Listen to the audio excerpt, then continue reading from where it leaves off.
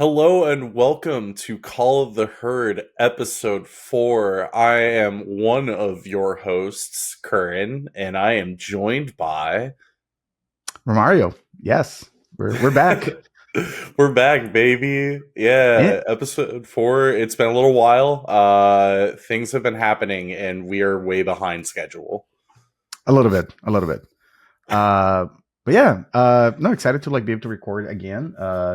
I remember when we first talked about recording this online podcast. We thought no, pre-modern. Yeah, we can just record every 2 weeks, right? There's not a whole lot that happens in pre-modern. As it turns out, a lot of stuff happened in pre-modern since this time we recorded. And yeah, just our schedules have been a little hard for us to schedule to record. Current, you're visiting beautiful Las Vegas recently, right?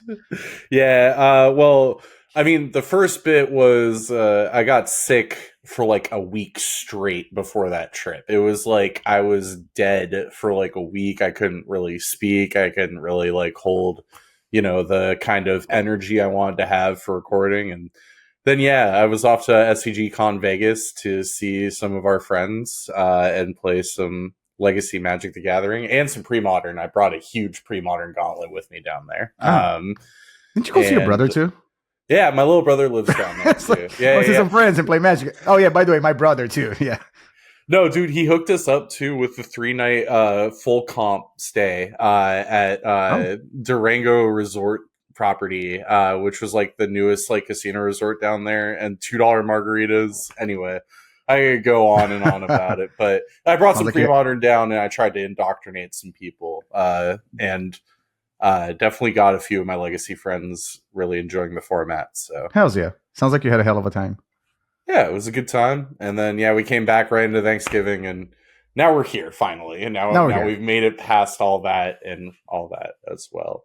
Cool. I feel a little awkward because there's a whole third person here we haven't even acknowledged or introduced yet, and I feel like we have a great guest today. Yes, we have a great guest today.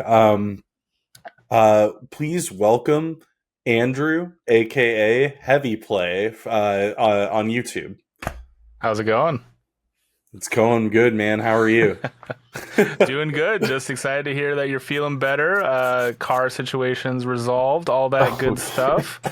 That just recapping from the last episode, which of course I did watch. I watch all you guys' stuff, so I'm excited to be here. Excited to talk some pre-modern. Yeah, you're our first guest. Congratulations. Very honored. Oh yeah, Curran, did you find out who you pissed off for them to break your window? Was your round one opponent? No, it was not. It's not. No. Yeah. It ended up just being somebody just having a bad day. Apparently, just needed to take it out on some glass. And then you had a bad day too, or a bad. And then I had a worse evening, maybe. He was arrested. So. Anyway. Oh shit! Wow. Well, I mean, they broke a window. Yeah, but before lab window. Anyway, sorry. Yeah. No, I just want to say before we get started, I gotta shout out a very special pre-modern content creator, Neon Mushroom, or AKA Fluorescent Fungus. Is it Fluorescent Fungus channel? Andrew? It's his YouTube channel, yeah. So he's actually got two. I've been on the channel a few times, and yeah, awesome dude. One of the pillars of pre-modern, I think is fair to say at this point. If you search Neon Mushroom, he has got a Twitch channel where he does pre-modern streams, as well as his YouTube channel that is primarily focused on pre-modern, which is called Fluorescent Fungus. He does have a YouTube channel called Neon Mushroom, but that one, I guess, is being tooled into more of a niche formats, like he's going to put some value vintage up there, that sort of thing. So yeah, it's all in the same umbrella, but that's all Mr. Neon Mushroom there.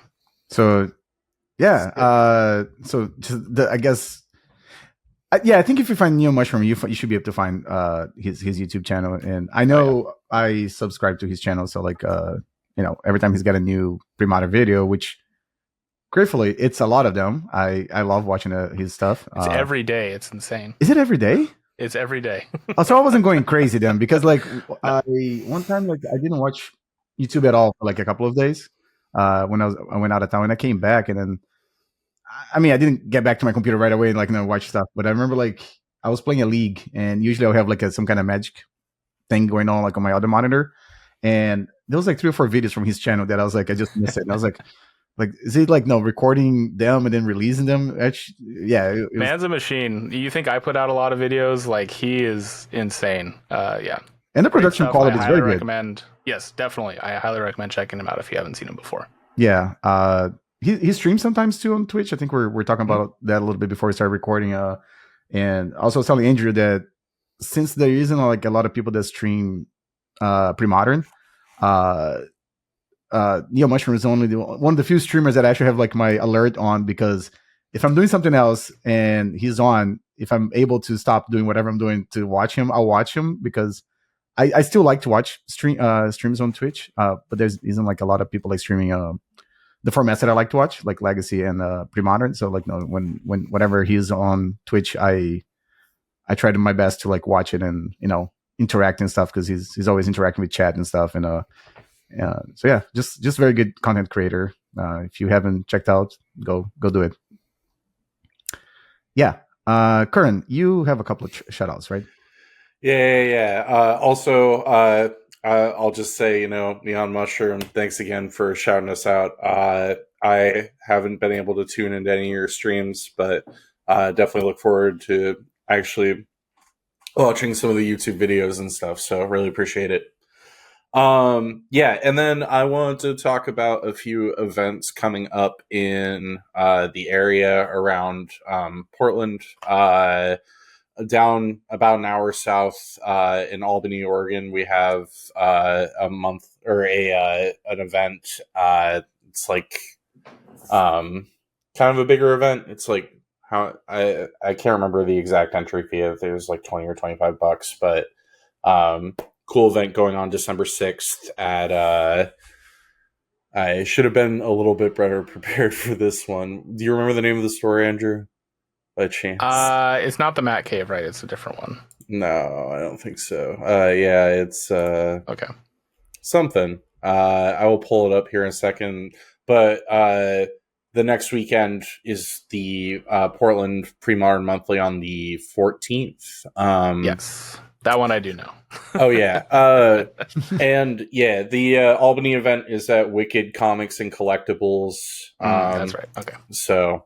That's where it's at. Yeah, like $20 tournament, 11:30 that day, and then also the day before the Portland Pre-Modern Monthly event, there's an event in Kennewick, Washington. That again, once again, just failing to have the name and information ready for that store. Yeah, I probably should have a little better, but I can probably put them in the video description too. Yeah. I'll link the descriptions over to Romario for the description for the YouTube, and then also one final event from our friend Elliot, aka Fish Duggery.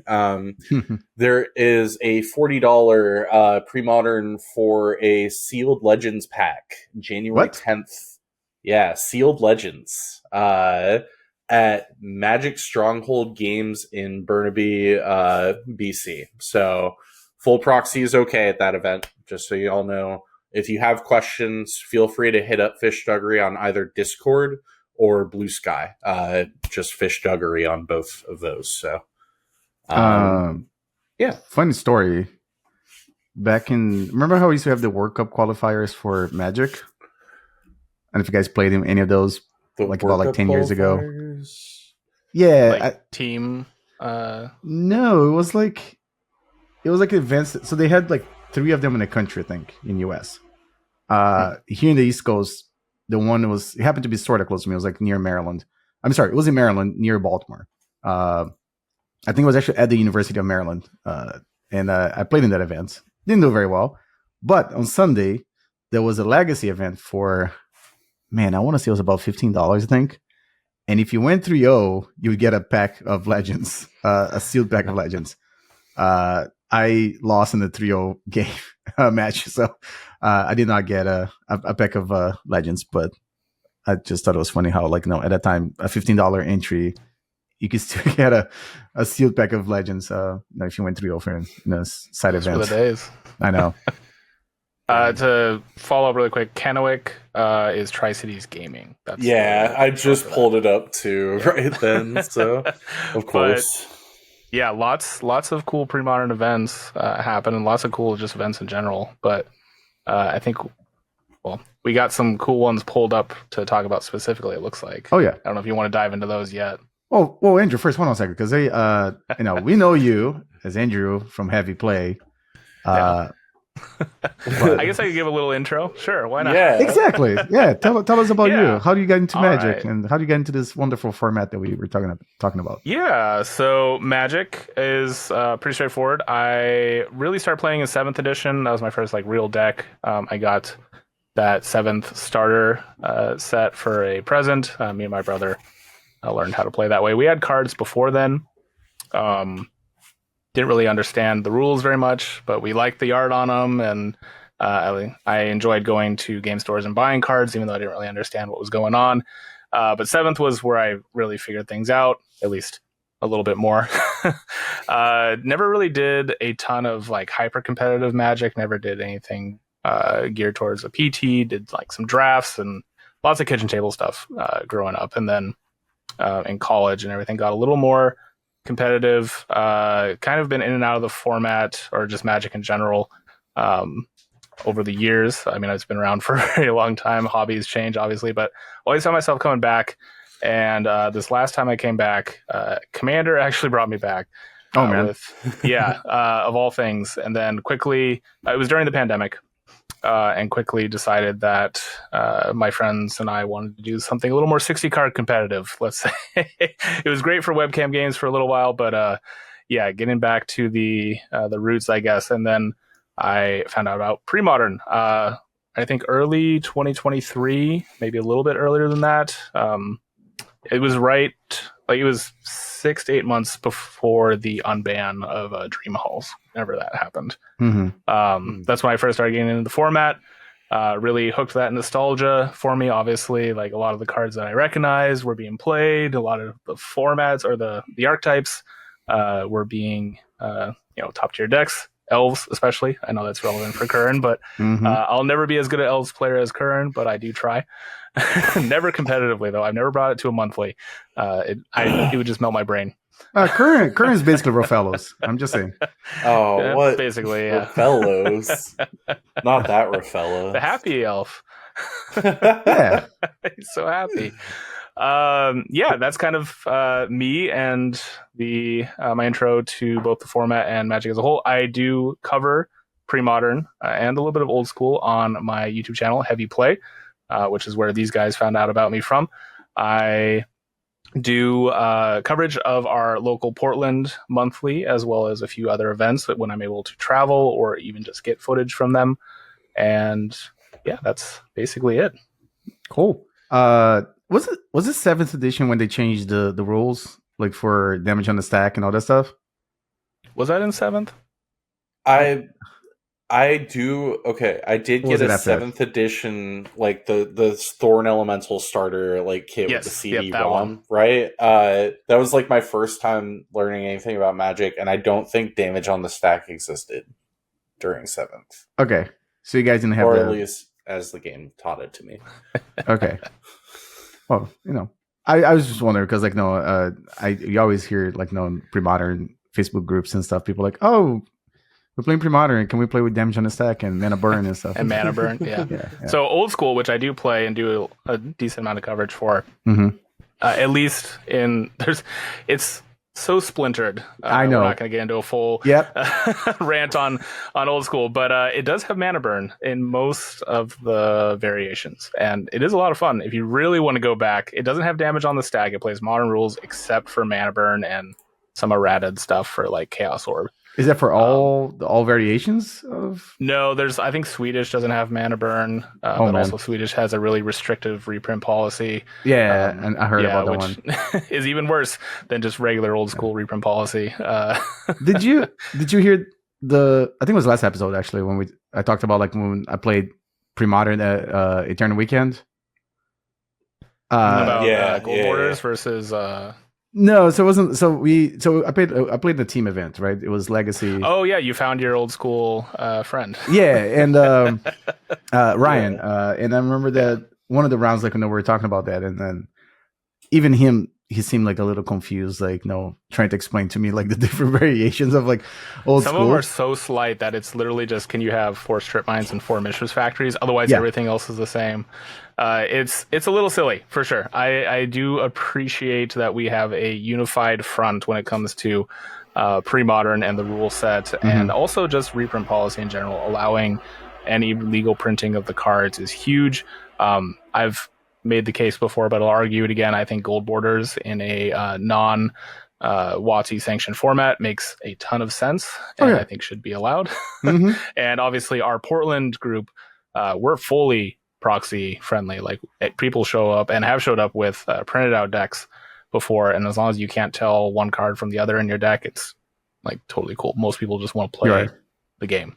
My not only for pre-modern, but for like Legacy too, is as long as I can identify the cards, like so as long as as long as it's not like a face card facing backwards like a Sharpie, because I mean some cards are kind of obscure in this format. Like like it's nice for you to just be able to pick up the card and read what it says. Unless you're playing against me and they're all in Japanese, and then well, but at least I can recognize the art, probably, right? Like most times I should be able to. It still has the art. Yes, it does. It does. Yeah, I think that aspect, like and gold borders are the perfect proxies, right? Because they have the art on them, they have the text on them, and they're they feel like a Magic card. So there's no. I mean, I don't. Used to be cheaper, not so much anymore. That's true. I think I was looking at prices of Gaia's Cradle, I think, and it was. You don't want to know. I mean, I own regular ones, but like I was trying to get a friend of mine to like play some pre-modern, and I was like, oh, you can get some gold border cards, and I was like, oh, never mind. That's not a real like argument nowadays. I do have a CD Trader sitting on my desk here. That's a gold border one that was gifted to me by our good friend Mike Reed. Current knows Mike too. I think aka Evil Mike. Mike was like, "Oh, you play pre-modern? You can play with this thing." I was like, "I already have 4." He's like, "Oh, just keep it. I'm never gonna use it." So yeah, it's a gift. It's never pre-modern Highlander deck. Is that the 7-point thing, or I think it's I've been using the 10-point Spanish rule set. Oh man, there you go. Ooh. Yeah. I'm trying to get that started locally too. I'm working on a goblins list right now, and I built like a Grixis control thing with Ophiomancer and not Meddling Mage. Oh my god. The man that doesn't like to play formats that WotC creates. Exactly. I do that a lot. I also built some value vintage decks. I actually had one before the prof released his video, and then I built more because more people in our community wanted to get into it. Don't you think that format's a little silly that it has to go by the... Oh, it's 100% silly. That's kind of the point. No, but silly like the way the cards are, the legality of the cards, it kind of annoys me. By price? Yeah. Yeah. I mean, I think the prof's video shining a light on value vintage caused the price point of Dark Ritual to spike. Oh my god. All of them? I believe so. Not like a ton, but like $1 or so, which is relevant enough. Yes, when you only have $30. Yeah. So it made my my Pox rack, like 8-rack list, a lot more difficult to build. Well, not trying to stray too much from this, but like I remember... Oh, we're totally off topic. No, it's okay. I mean, people that come to listen to us, they don't, if they expect like some serious podcasting, you're in the wrong place. You're in the wrong spot. You're in the wrong spot. I remember, I think it was like the second or third like SCG event that I went after the pandemic, like when they started opening it up. I went to play a side event, a legacy side event. It was here in Richmond, and I remember there was a person that was at the event, basically acting like I act with other people with pre-modern, like a door-to-door salesman. And every time you walk past him, he'll be like, "Have you heard about value vintage?" And then he will like go on to explain to you, and then he was super excited. excited. Guy with the banner? And he did have a banner. Like, there's a guy that's been traveling around to all these big events with a banner and a bunch of decks. And yes. Yeah. Okay, might be the same person. I think he might have finally snared the professor, and that's how that video got made. Like, hey, prof, you want to play some vintage? I mean, but It's only been like about 3 years now. So yeah, I guess it worked out eventually. Yeah. Hard work pays off, kids. But no, and then I think it was like last weekend we had the first Value Vintage event here in Richmond. Oh wow. Yeah, there was apparently there was like 1 or 2 people that were like interested already. They already had decks and stuff. But then someone brought it up like in our local Discord, and then I went to a Legacy event, and after the Legacy event, we went to a brewery. And it was like 5 of us, and one person, this guy, one of my friends, Brent. He actually, I think he might watch our podcast. Brent started talking about like, oh man, like he started going through lists and stuff. He's like, oh, I think I can build this and this and that. Like I don't have to, or if I pay like $5, I have these other 5 cards that I need or something. And then I saw on the Discord like that started being a conversation that people started having. So I was like, and then they fired the first event, and people were demanding that the store would like publish the lists because they want to see the deck list that people are playing. Like, so. I'm probably not getting to that format, to be honest, because at this point I think I have enough. $30. I have too many hobbies at this point. If I do get into any other formats, it'll probably be Pauper, because we actually have like some pretty cool people here in Richmond that play Pauper. I'll definitely go more for it's the same people kind of that play Legacy and Pre-Modern. So I'll go more for. I play a ton of Pauper too. Pauper's awesome. Yeah, I'll go more for the vibes. Like I'll go there to play Pauper and then grab a beer with them afterwards. But Value Vintage, it would be another. It'll be basically like me getting to another hobby. So it's cool that people enjoy it. It's just not for me. Yeah. No, I get that. You probably own most of the deck anyways, though. Is the like, that's how they get you. Is so you only need to spend like $2 more. I don't think I had to these cards. I don't think I had to pay anything for. There was like a Phoenix Search deck. I think it was like a High Tide deck. Okay. Yeah. Apparently that one. Did you have High Tide and Pauper? Because unfortunately got banned. Oh, I already own. No, I own High Tide because of Legacy. Okay. Yeah. But no, I think I had the whole deck for Value Vintage, but maybe I'll sleep them up. No, I don't think so. I'm gonna fight that. He's thinking about it. I'm like, but Phoenix Search. Oh man, can't do that in Pre-Modern, and it's terrible in Legacy. So maybe I can, and it's banned in Pauper now. So like, I guess I can do that in Vintage, Value Vintage. But cool. So Andrew got into 7th edition. Now you're Pre-Modern content creator pretty from much Portland. Exclusively Pre-Modern with a lot of other niche formats. I recently sold out of Modern Standard. I have Legacy Pox, Loam Pox, like the one that did well recently at Eternal Weekend. Mm-hmm. Or some big Legacy event. I put pieces of that together because I had some left over. While I was busy selling out of Modern and Pioneer and Standard, and I had sold out of Commander a long time ago. I had a CEDH deck that I never played, and I'm just like, why do I have this? And I used all that to get old school and Pre-Modern pieces early enough in the format where it was actually like a pretty good deal. Right. Yeah, that's pretty cool. No, that's a format you just mentioned that I'm okay with hating on that format. CEDH. Oh my gosh! Every time I see a post on CEDH, like on any social media, I don't even have to play the format to know like why do people do this? Like it sounds like just knowing that a finals match can go 11 hours is all you need to know about CEDH. When I found out that people can just keep drawing the game until someone's like happy or the whole table is happy, that shouldn't be a thing. I don't know. I played 2 rounds of a CEDH event, and that is all I needed to ever know. It was like full proxy. I proxied like whatever, Blue Farm or like whatever the best like deck was, and I was like, let's go. And then I just had 2 very just not fun experiences, and I was like, all right, cool, I'm good. See ya. Yeah. I don't understand the draw. Anyway. Yeah. No, I mean, now if I want to play a 100-card format, I play Canadian Highlander, which I do actually have a couple of decks for that, but I don't get a chance to really play that often, which is kind of a bummer because I do really like that format. That's probably the only modern format I would consider I play at this point. I do draft a lot as well. I'll draft newer sets. I've actually been kind of liking the Avatar set.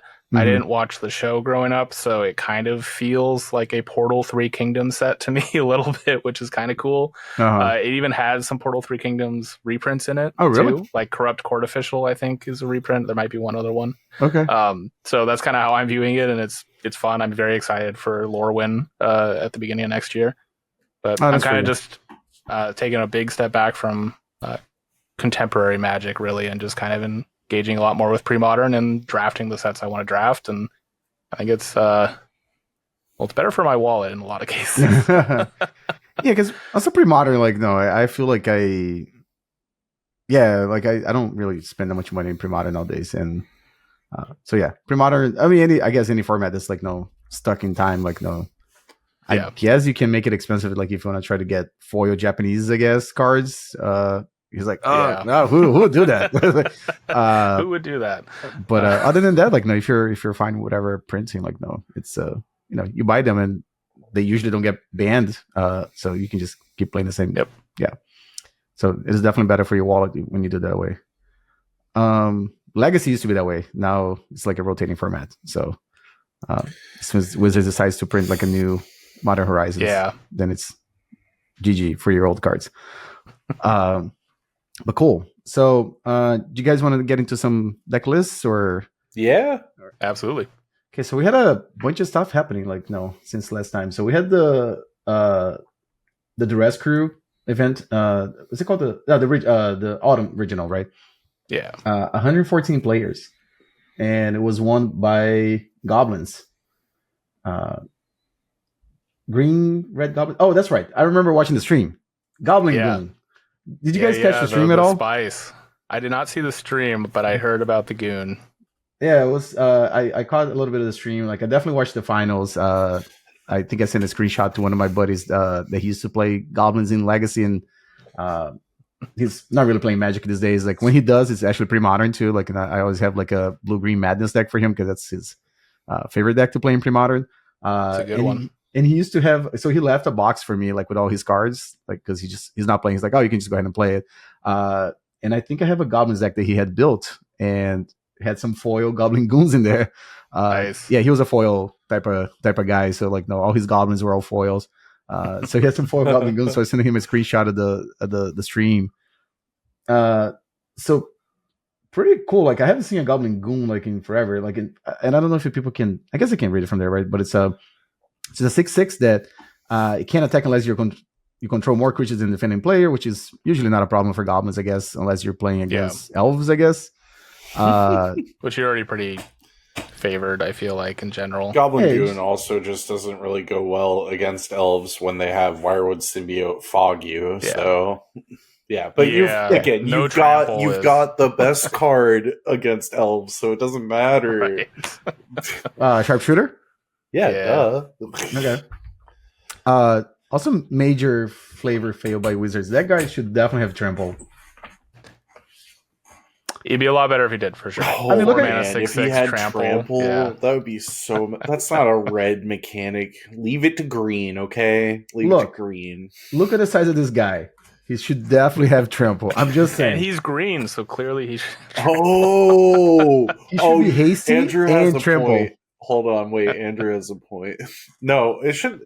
Hasty Andrew Romario Guy's Cradle should have a clause that says tap for green. That's true. Also should Modern Horizons cards would be like and draw a card or something. Yes, yeah, that's true.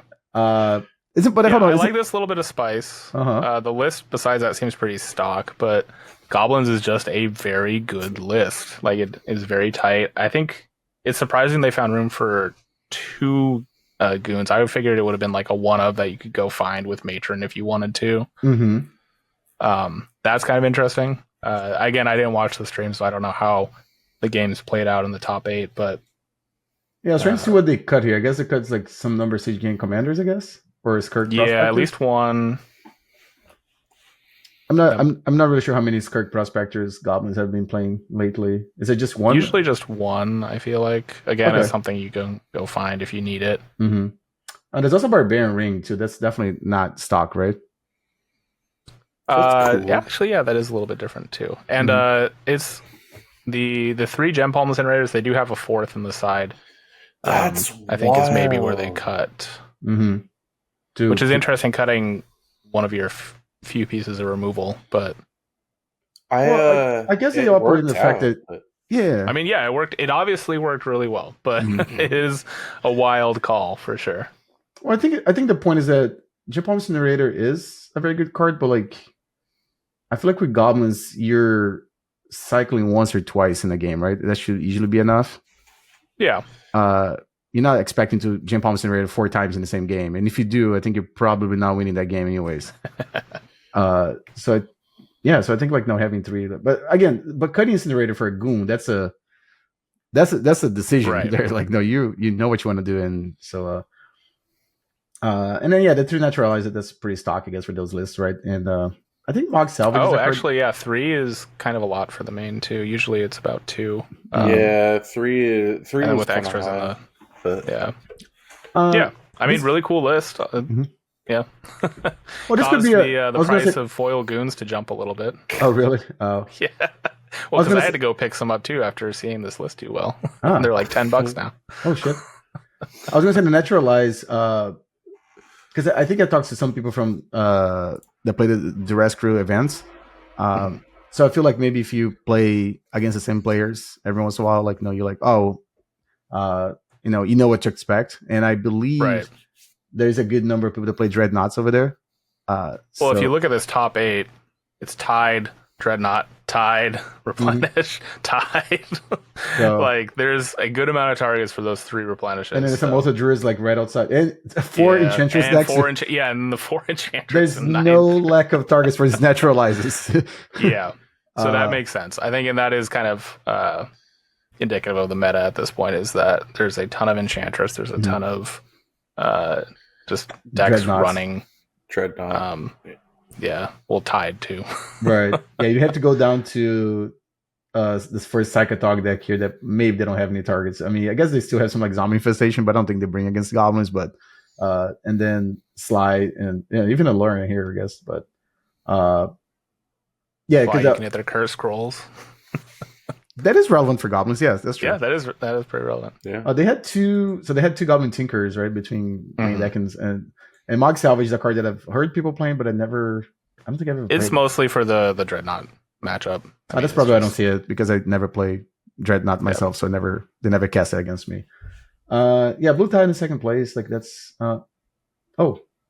that's different actually. That's not. They have Engineer Plagues in the sideboard. That's different. I don't think I've seen. Ooh. Yeah, blue-black.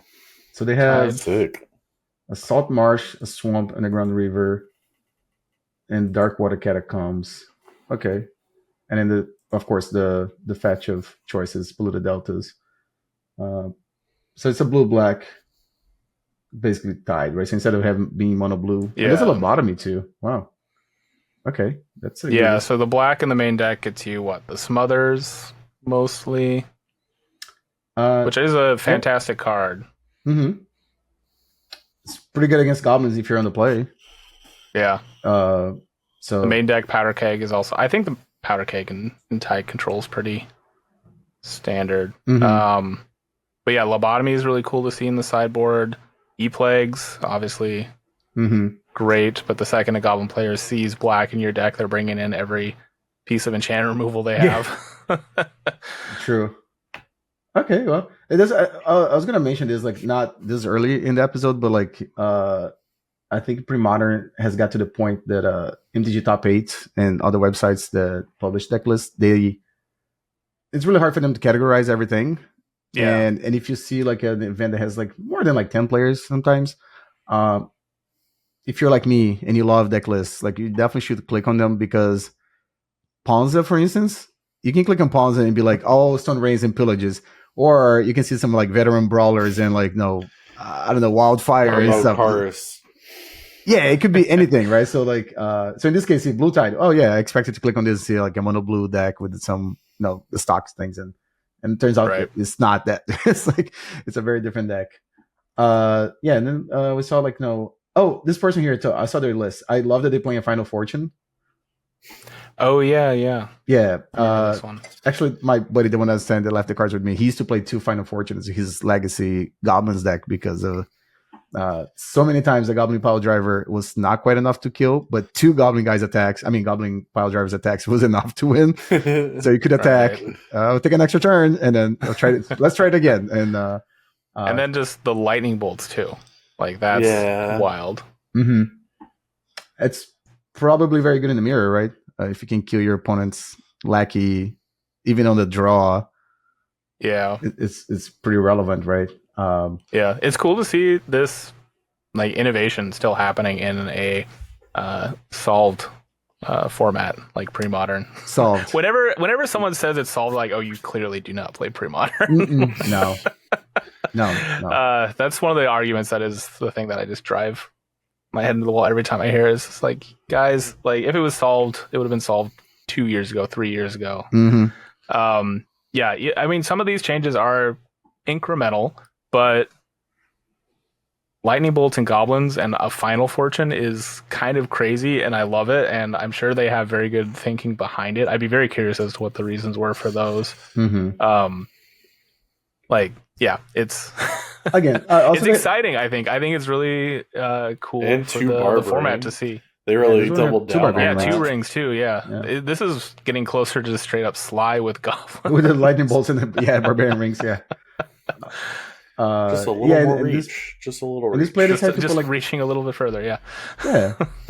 Next thing you know, they're putting like no Curses Crow in there and stuff. So, yeah, and they had 4 copies of Naturalize in sideboard. Yeah.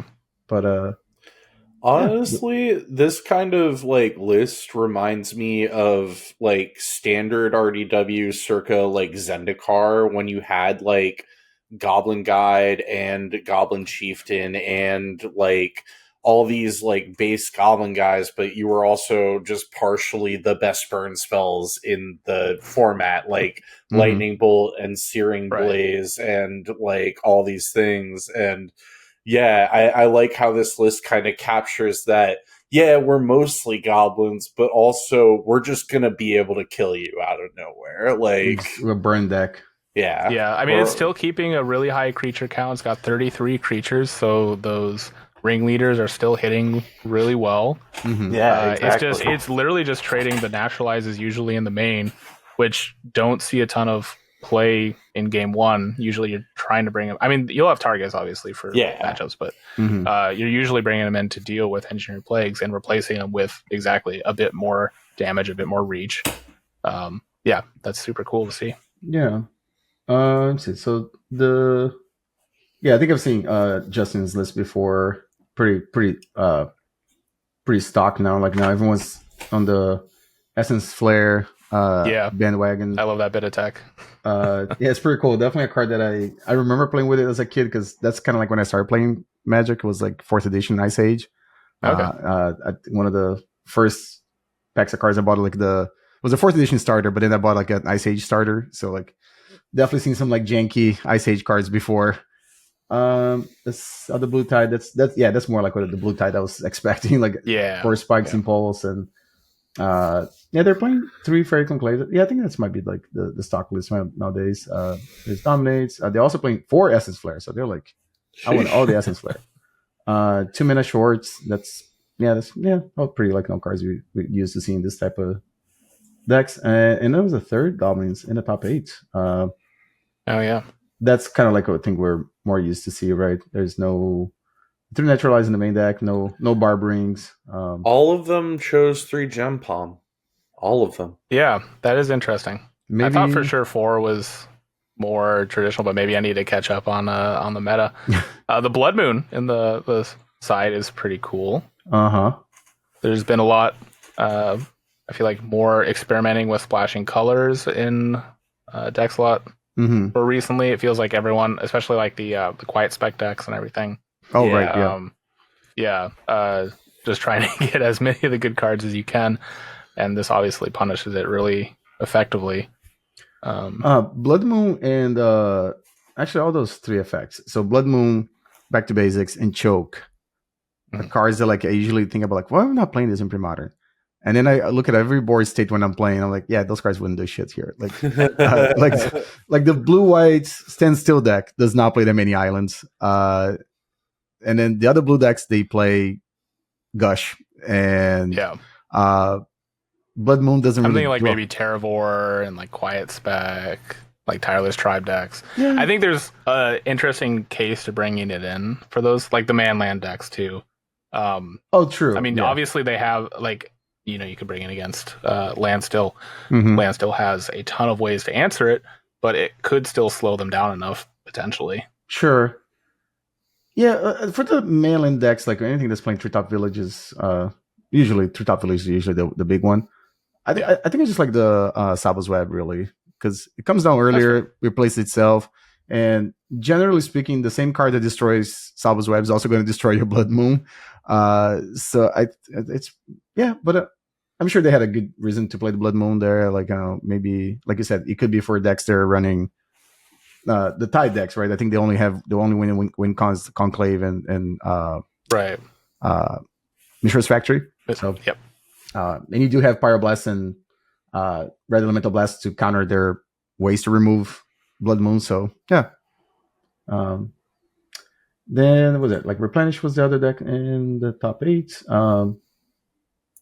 Looks pretty stock to me, I guess. Right? There's like a few one-offs like the Factor Fiction, the Sabo's Web, and the Stifle. I think there's some.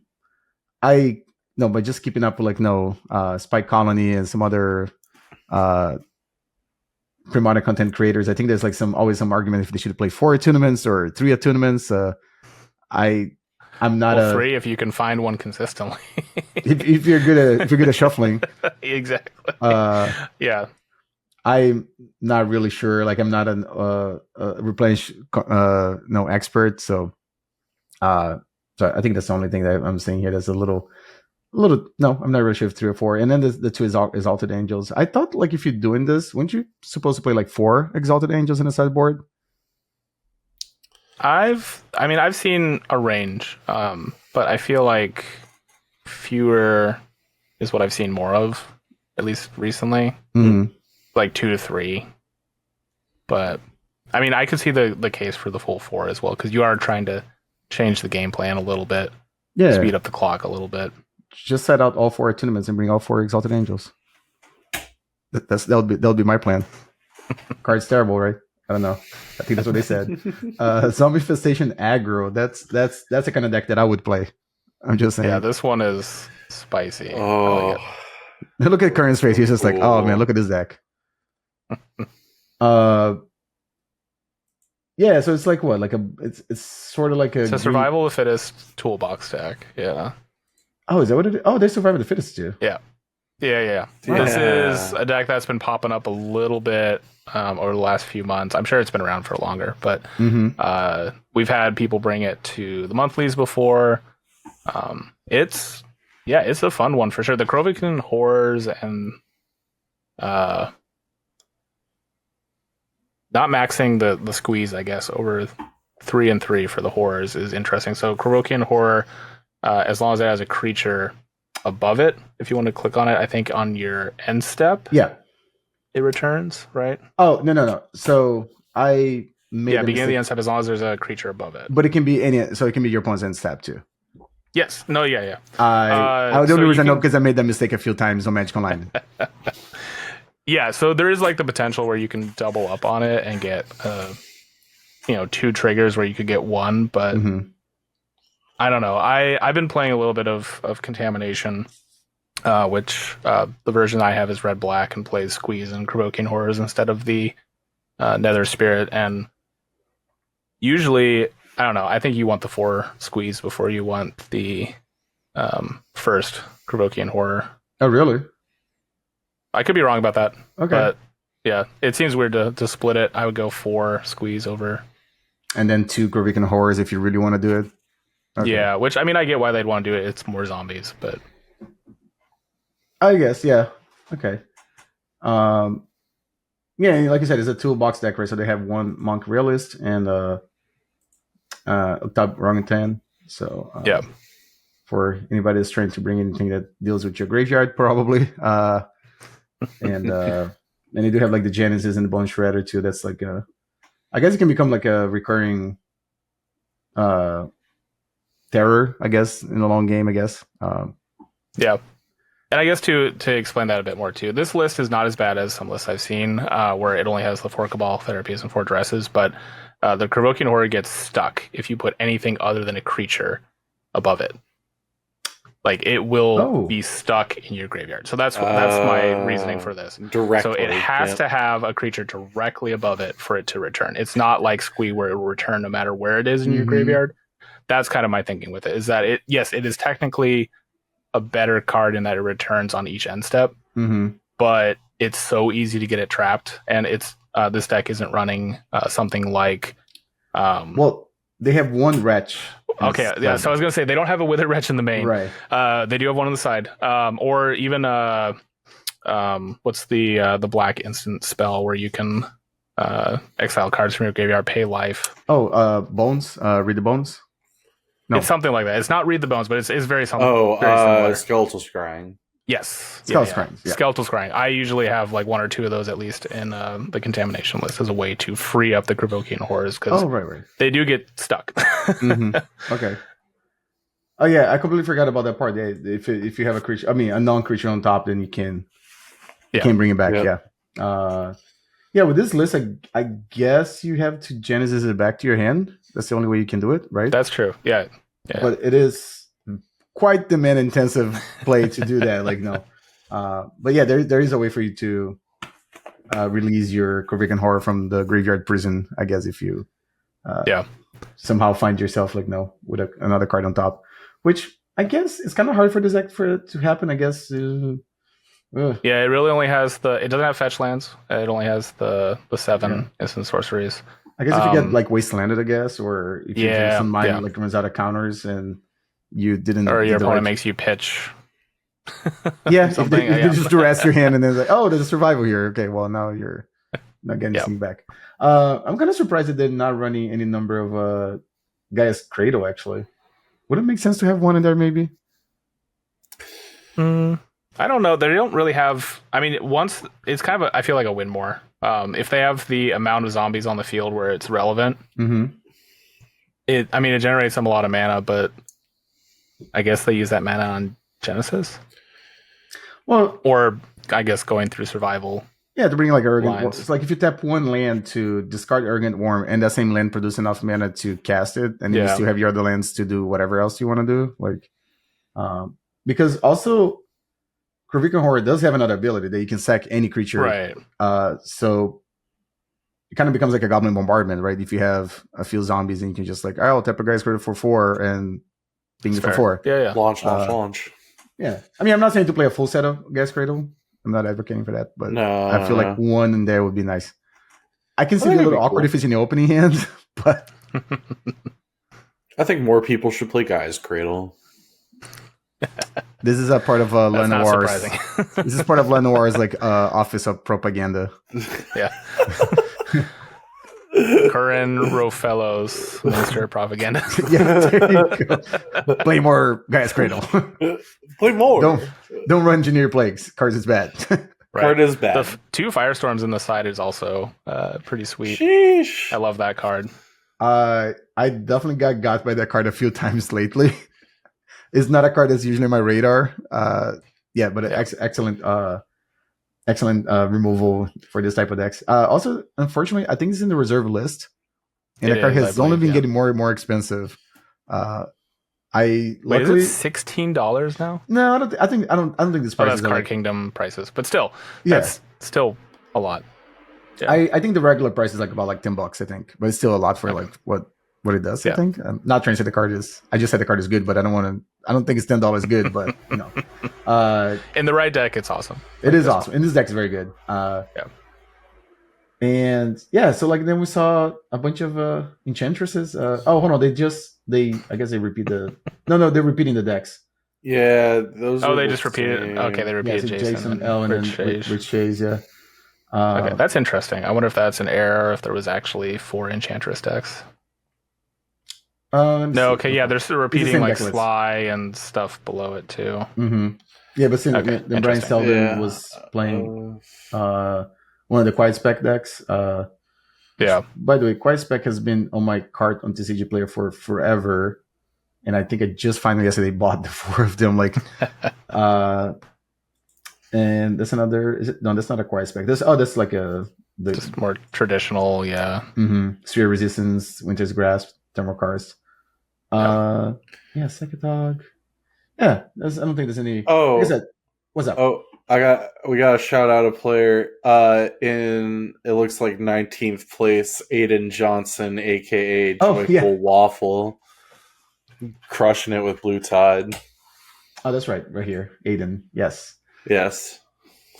It is good people. Ooh, Morphling. Yeah. Yep. That was the card I was trying to remember for my Grixis Canlander or Highlander deck. I'm also running Morphling because it's a sweet ass card. It is. One Thawing Glaciers. Let's go. Yeah. This event happens so long ago. At this point, they're like, that I kind of forget about that part that Agent was playing. He was playing a Morphling and Thawing Glaciers deck. Morphling was definitely one of my favorite creatures in that standard format. It was the original Superman, right? Because you could, with the damage on the stack, you could like make it bigger in the toughness, and then make it bigger in power. Like that was, it was crazy. Cool. Did you guys see anything else you want to? I mean, there's a Lurin that's like a deck that we don't see being played a lot. That's cool. It's very cool to see like this deck. I think gaining infinite life is the easiest way to win with this deck, right? You can also put infinite counters on a Birds of Paradise and swing in. That's the win con. This one. There's a few win cons, but that's the other one. Yeah, infinite life, making something infinitely large. I don't know if he has it in this one, but there's also like creatures at ETB that'll ping. That's what I was looking for. This one doesn't have it. Yeah. Yeah. I think it is make something big and swing in. I mean, infinite life is also, well, it's not a win con, but it's kind of is sometimes. Yeah. I know that you can also like Mana War forever, like if you wanted to, so your opponent can just never have any creatures in play. Yeah, it's cool. Allure is a sweet card too, but like no, it feels like it's always kind of like right there. And then I think Francisco was like, I think it was the first one that I saw playing like a better version of Allurin.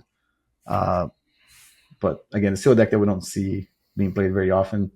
There's somebody playing Mud too. That's one of my all-time favorite.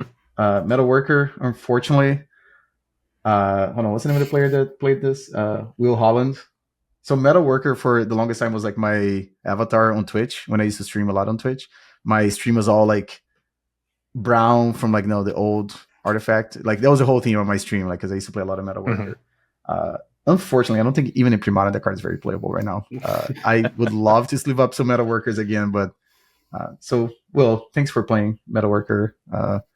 It's just I don't have keeping the dream alive. Yes, the rest of the deck might be kind of cool in like a Goblin Tinker shell with anger. I don't know. Oh, because get it haste. Yeah, no, I get it. It's I was playing Urza's Blueprints too. That card is sweet too. Yeah, this whole deck is just really cool. I really enjoy what's going on here. Yeah, definitely like the blue splash a lot. They had a Jester's Cap too. I like that in sideboard too. Pretty great. I don't think enough people, especially Mud decks, do not play enough Jester Cap, because if you can get it out fast enough, that thing just ends games. It does. I used to have in the sideboard of my mono black control deck. Because of the same reason too. Like there are some combo decks you just had no way to deal with them, but like if you can just prevent your opponent from ever casting it, then you can win. They also had 2 Essence Flare. I guess everyone's just playing Essence Flare in good old Boston. I mean, I think Mud especially has to have a way to answer a turn 1 lackey. Kill those just looking lackeys. At that top 8. Yeah, that's true. Obviously not enough people were playing it. Because the Goblin legs were just connecting that day. Yeah. Exactly. Yeah. Followed by Goblin Goons.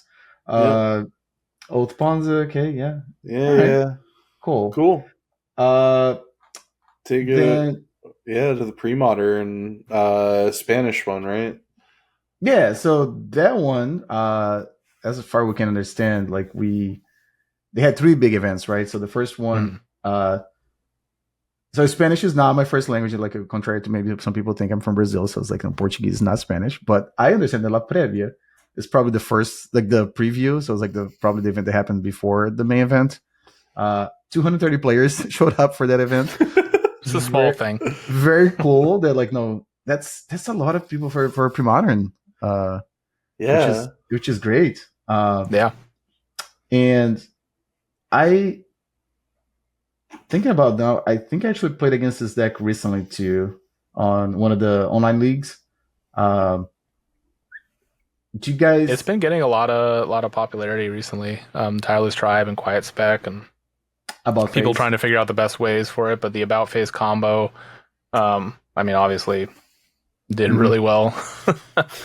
It is a turn 2 kill if you have About Face and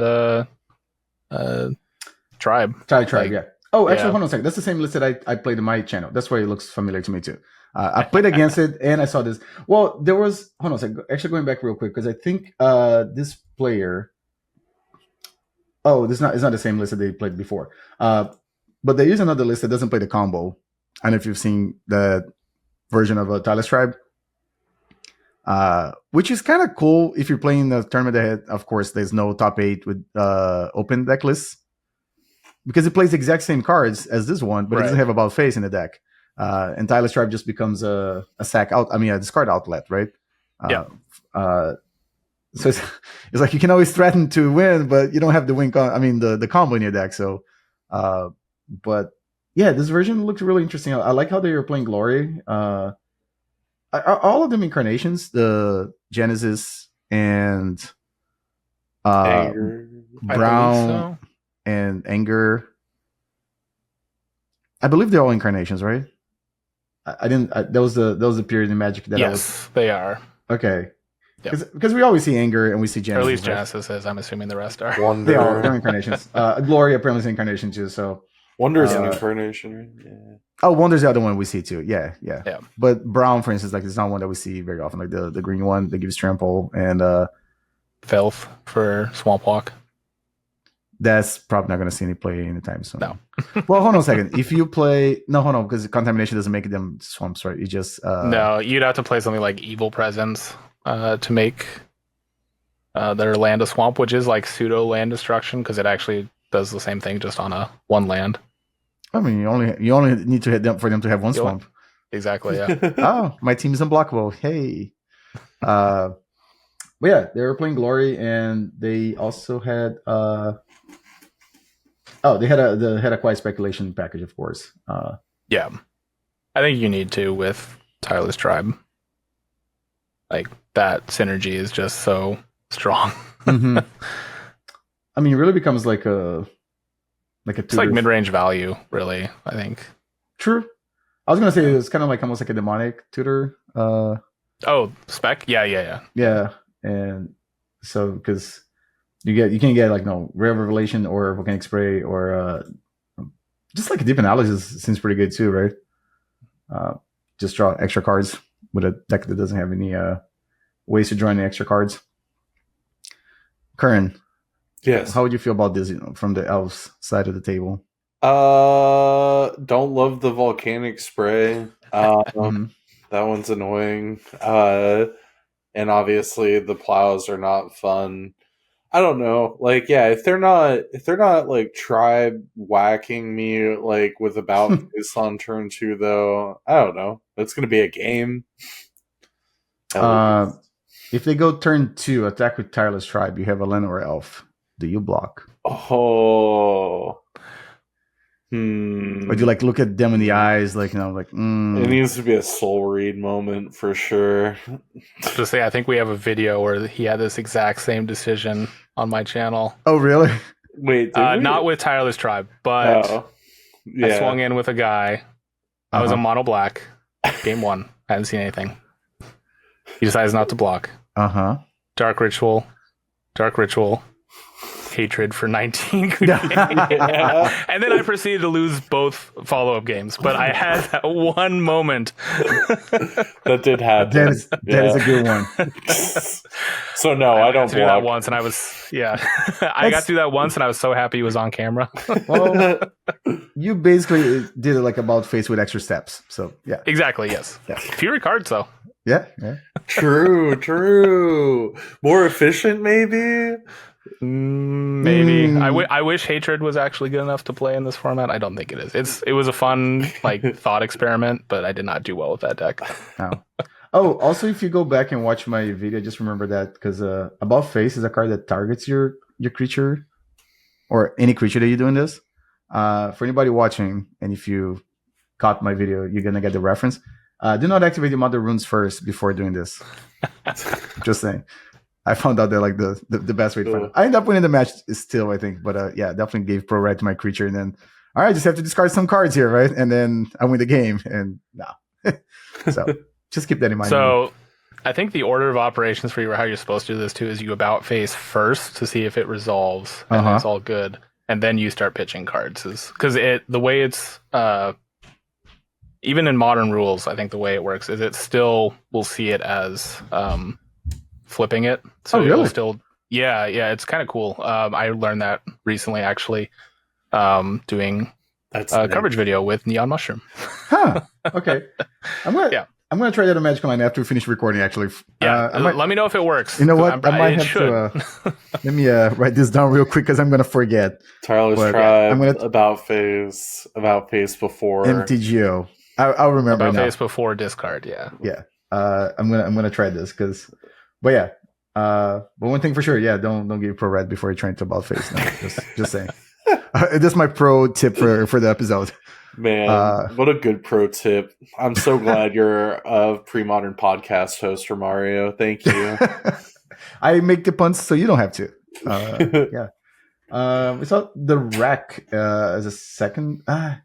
Okay, I'm a huge fan of like playing like, I guess I can compare those decks, but like I was a huge fan of playing like Necro when I was a kid.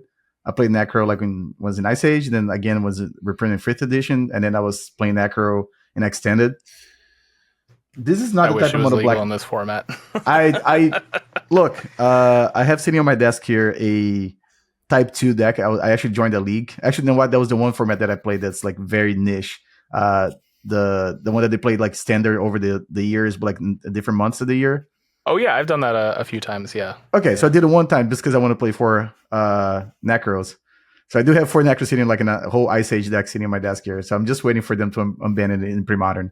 But this is not the type of mono black deck that I enjoy playing. I do think it's very good in the right meta, but I don't know. I find it even hard to talk about this deck because I just don't really enjoy. Can I let you on a little secret? Yes.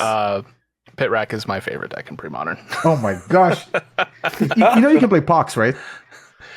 It's not good, but yeah, you can. yeah. I've tried it. Trust me, it's not good. My current favorite version of Pit Rack is actually the one that also runs Oath of Druids and Guilt Feeder and splashes green to have more answers to problematic cards. So Guilt Feeder is a 0/4 with Fear. It's, I think, a 5-drop when it attacks. If it's unblocked, it deals damage equal to the number of cards in your opponent's Guilt? graveyard. Guilt. Yeah, I thought Guilt. Okay. That's right. Yeah, the card is sweet. Yeah, so you're in a discard deck.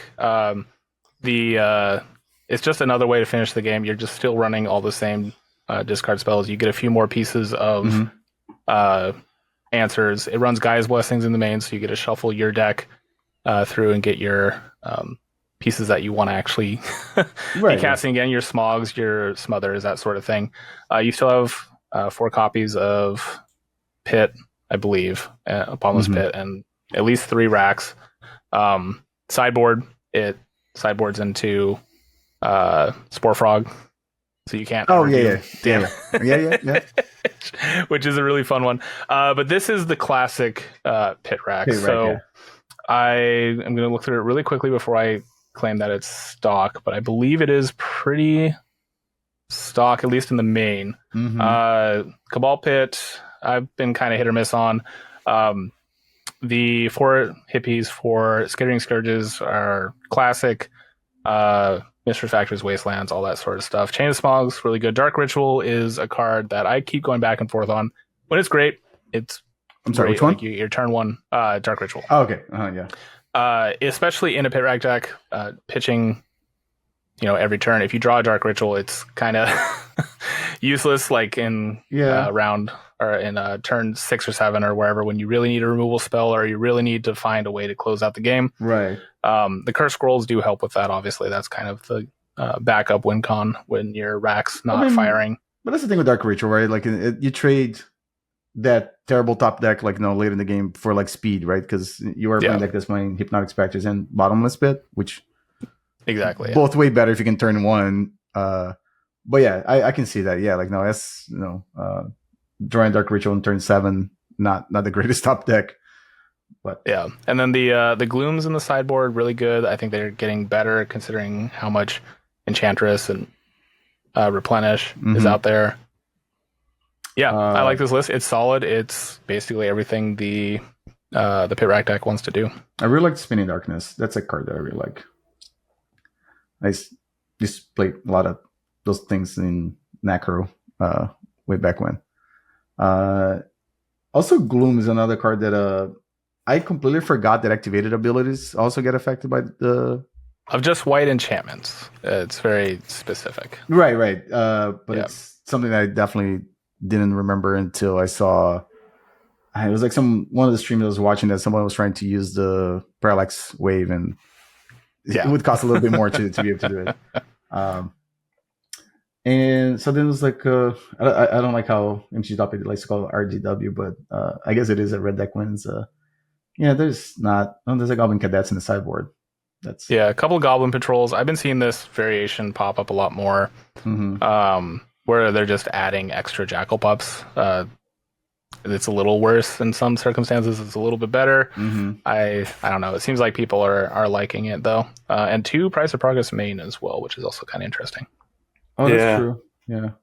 I don't know if people have tried it. Maybe I think I saw Tony Scapone when he was trying to like mess around with Premodern. He tried some like mono red decks.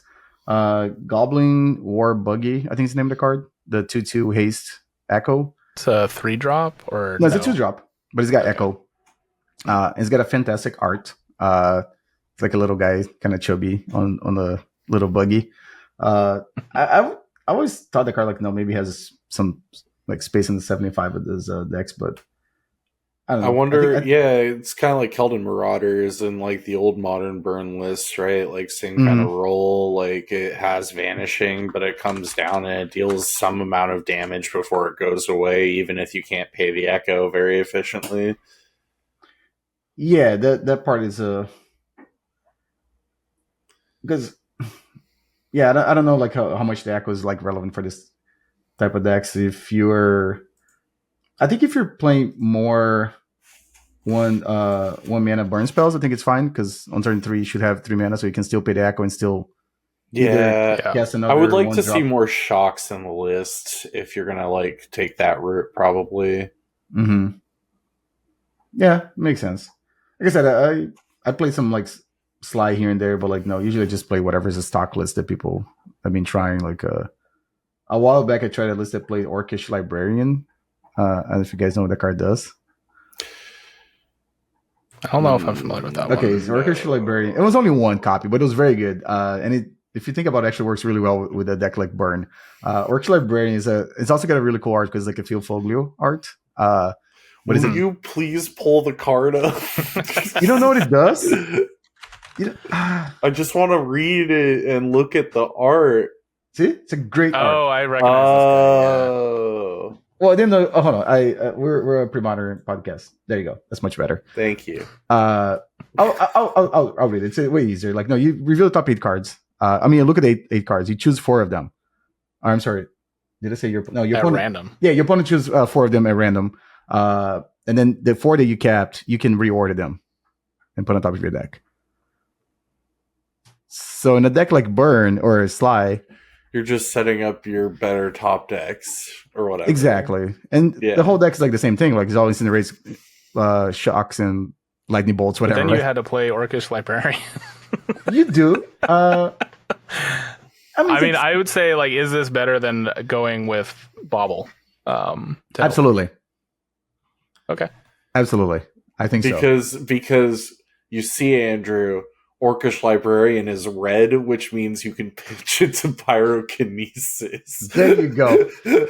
There you go. Yeah. Obviously, yes. But yeah, I mean, I think it's kind of sweet. I wouldn't play more than 2.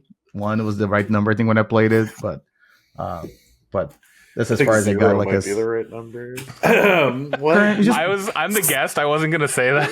Currently, it's just being a hater. Look, we're playing pre-modern, okay? We're supposed to do silly things. That is true. That is fair. Play no judgment. Play your pace eating or everybody. My bad. Also, we don't have like no silly things in this format, like no Orcish Bowmasters to kill your Orcish Librarian. So Why would you say their name in here? Why would you do Oh, that? sorry. Yes, Mister. I like to cast glimpse of nature. There was another slide. This one looks pretty more stockish. Free I guess ball lightning is not enough ball lightning. I need more cojones in my lightning. Yeah. Okay. I like the lava darts main though. I think that's a good like 1 or 2 I do like in the main. Mm-hmm. Yeah, I'm a fan. There's a lot of times you want to do 1 damage in the first turn of the game, like, and just having that like a recurring. And 1 more damage at the end of the game, right? Yeah. No. Like as in, there are creatures you want to kill in turn 1. Yeah, but also it has like the cool effect of being like the last damage you need to push at the end of the game. Oh, is it like the classic like, oh, you're 1 life, oh, good shot, yeah, you're dead. Exactly. Yeah. This is a pre-modern joke. You just gotta remember you got it in your graveyard. Lava dart. You just have to remember this in your graveyard. There you go. Exactly. More Mog salvage on this list than the other ones that we're seeing. Yeah, I think this is definitely a meta call. If you see, in the top 8, there's 2 Dreadnought lists. Yes. Mm-hmm. And people say they don't play Dreadnoughts in Europe. Apparently, they haven't been to the Spanish national. Out of 230 people, you're bound to run into some Dreadnoughts, I think. That's true. So there was like old spawns that's pretty. Yeah, it's kind of similar to the one we saw in the last event too. Yeah, I guess like Essence Flare tech has made across the pond too. They have the this one seems. Yep, pretty much what we're used to. Yeah. Kind of splitting the Cyber win con with the Brain Freeze and the Tides. Mm-hmm. Yeah, that's definitely a good way. That's usually is it for the mirror that they play, or is it for things like Enchantress or? It can be for the mirror for sure. Mm. And just Enchantress. deck, although right? Enchantress will sometimes run like Parallax or Replenish. Oftentimes, so unless you're actually just killing them. Yeah. Okay. It can be a little risky. Mm-hmm. Or you have counterspell backup. Right. Yeah. So, yeah. It's a Dreadnought list. It's got plenty. You got plenty of counter magic. Yes, they always have it. Yeah, this one doesn't. Do they have it? No, they don't have any. Yeah, they have 2 Brain Freeze and then 3 Parallax side. So, okay, so that's the direction I guess we're seeing. I think this has been the list since the LobsterCon, not the last one, but the one before, right? I think. Yeah. The innovation of bringing in Parallax Tide, which I know on our list of questions you were asking about bans and unbans. I got a spiel for you, but we're not going to get into that now. Oh, that's right. I did forget about that part. Yes. Because that was a while ago. Yes, Karin. No. I'm not saying it's your fault. I'm just saying it was a while ago. That's all. It feels pointed, Mario. No, absolutely not. All right, so Tinker Fling, this is your specialty, right? It is. Love that deck. I think this is probably one of the best decks in the format right now, to be honest. Is there anything spicy in this one? No, but there's something I really don't like the Sky Diamond and the Felwar Stone. The first few lists I played had those 2 cards, and I think they're just not very good, actually. Brutal. I mean, I'm just saying, Felwar Stone is iffy because it's just. I think like Mind Stone is just better than Felwar Stone, to be honest, because like you don't really care about the color it's making, and just being able to draw an extra card, it matters a lot for this deck. Yeah, but you've got 4 Mind Stone already. I need more stones. Then you play more ramp. Just play anything else. I don't anything in blue and red. That ramp. And you can play Orcish Library. You could. It helps you find your combo. I don't know. I think what's the name? There's another card that I used to play, the Factor of Fiction. A Factor of Fiction might be better here. Helps you find your combo. I think so. Yeah. I mean, you got Soul Lands. Like, even a Frantic Search would be pretty good. So, I don't know. Maybe not. Frantic Search is a little... I thought we were just looking for more things to tinker, though. True. Well, you can't really Would you want Lotus Petals over? Oh, yes, probably. Lotus Maybe Petal. they just the didn't lack have of Lotus Petal is kind of interesting here. Mm-hmm. Yeah, because I tried to list...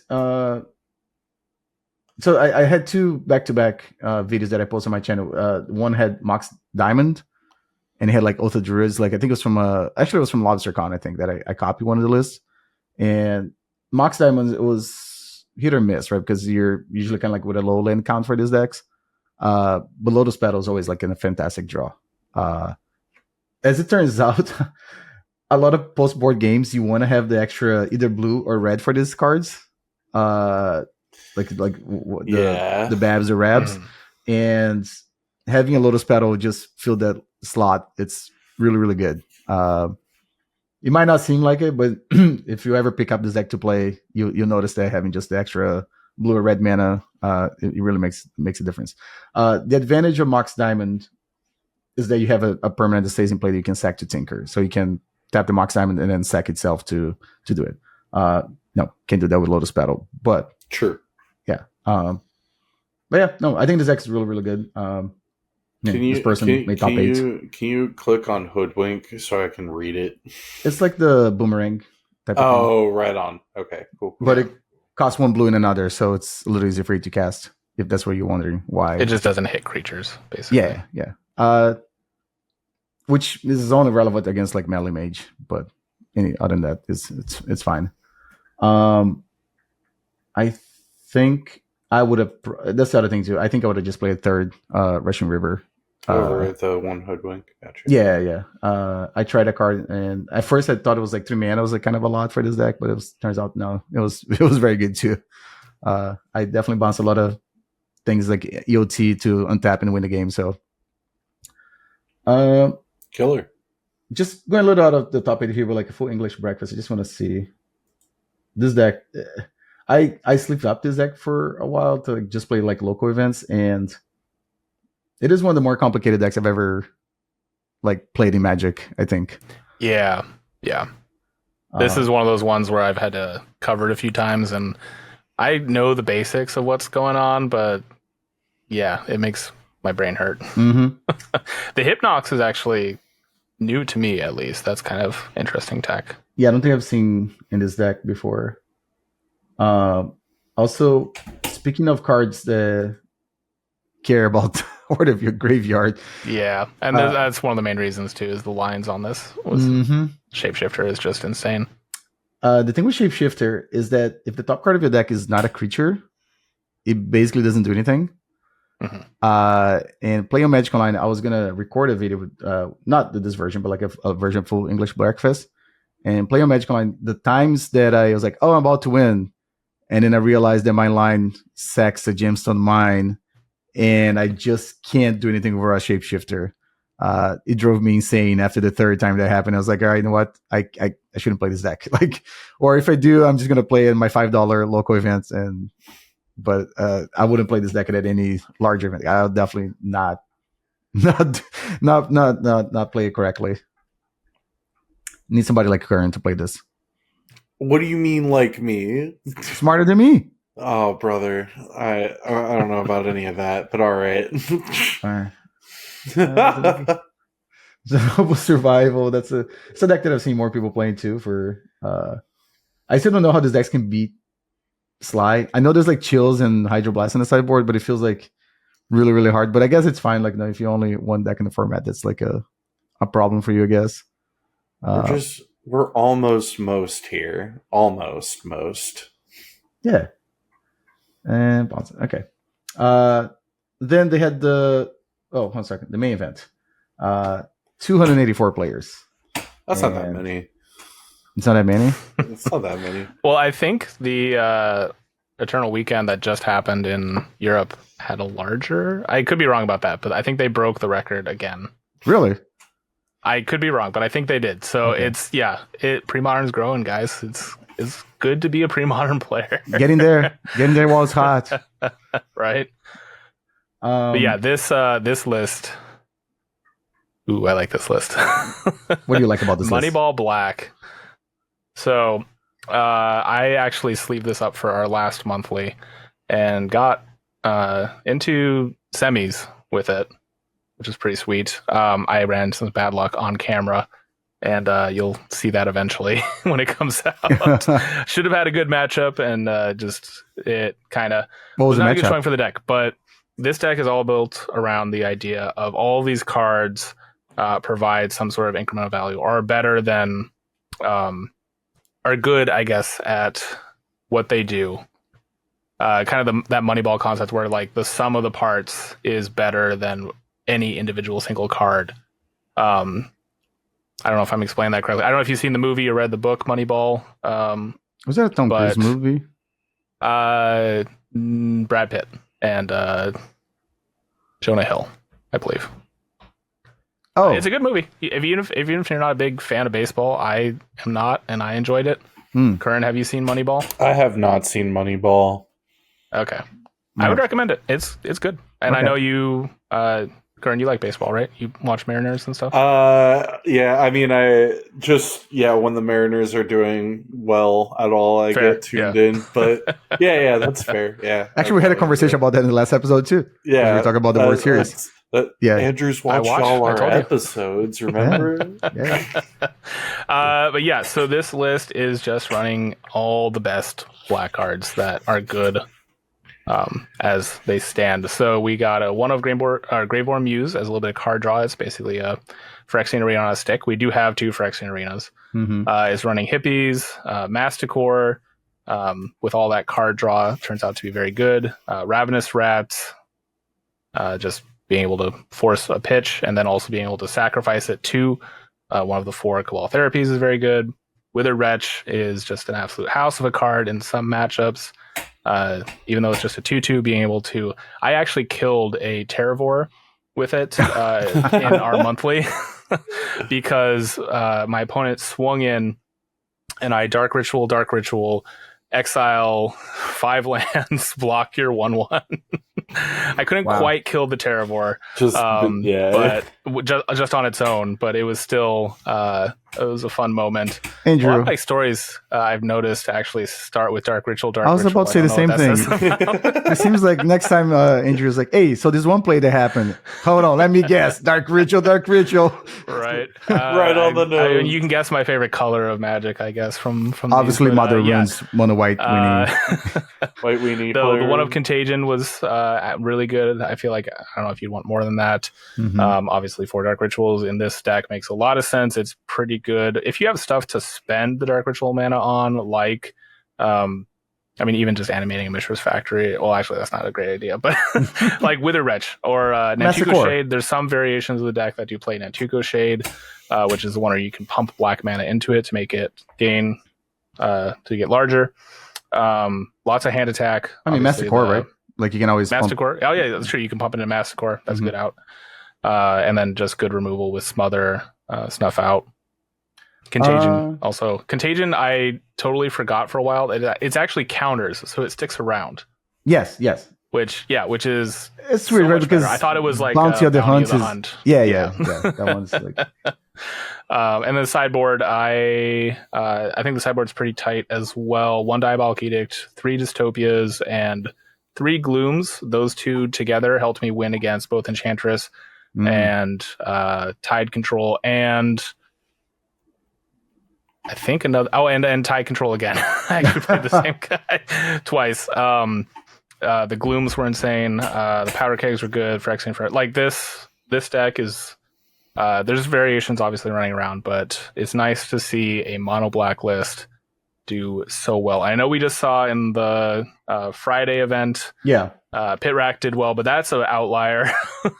As much as I love that deck. Well, it's also a deck that's been around for longer, right? In Pre-Modern, right? Exactly, yeah. And I mean, and Moneyball is very akin to Soup on the Side, or however you want to say it, like mono black aggro. I know you can't say that word on YouTube, but you know, it's very close to that, but I think it has enough differentiation points, having the Masticores, having a bit more of a grindy game plan, not really playing a lot of stuff that damages you, is also, I think, very relevant. I did not play against any red aggro decks, which I still think this deck kind of struggles with.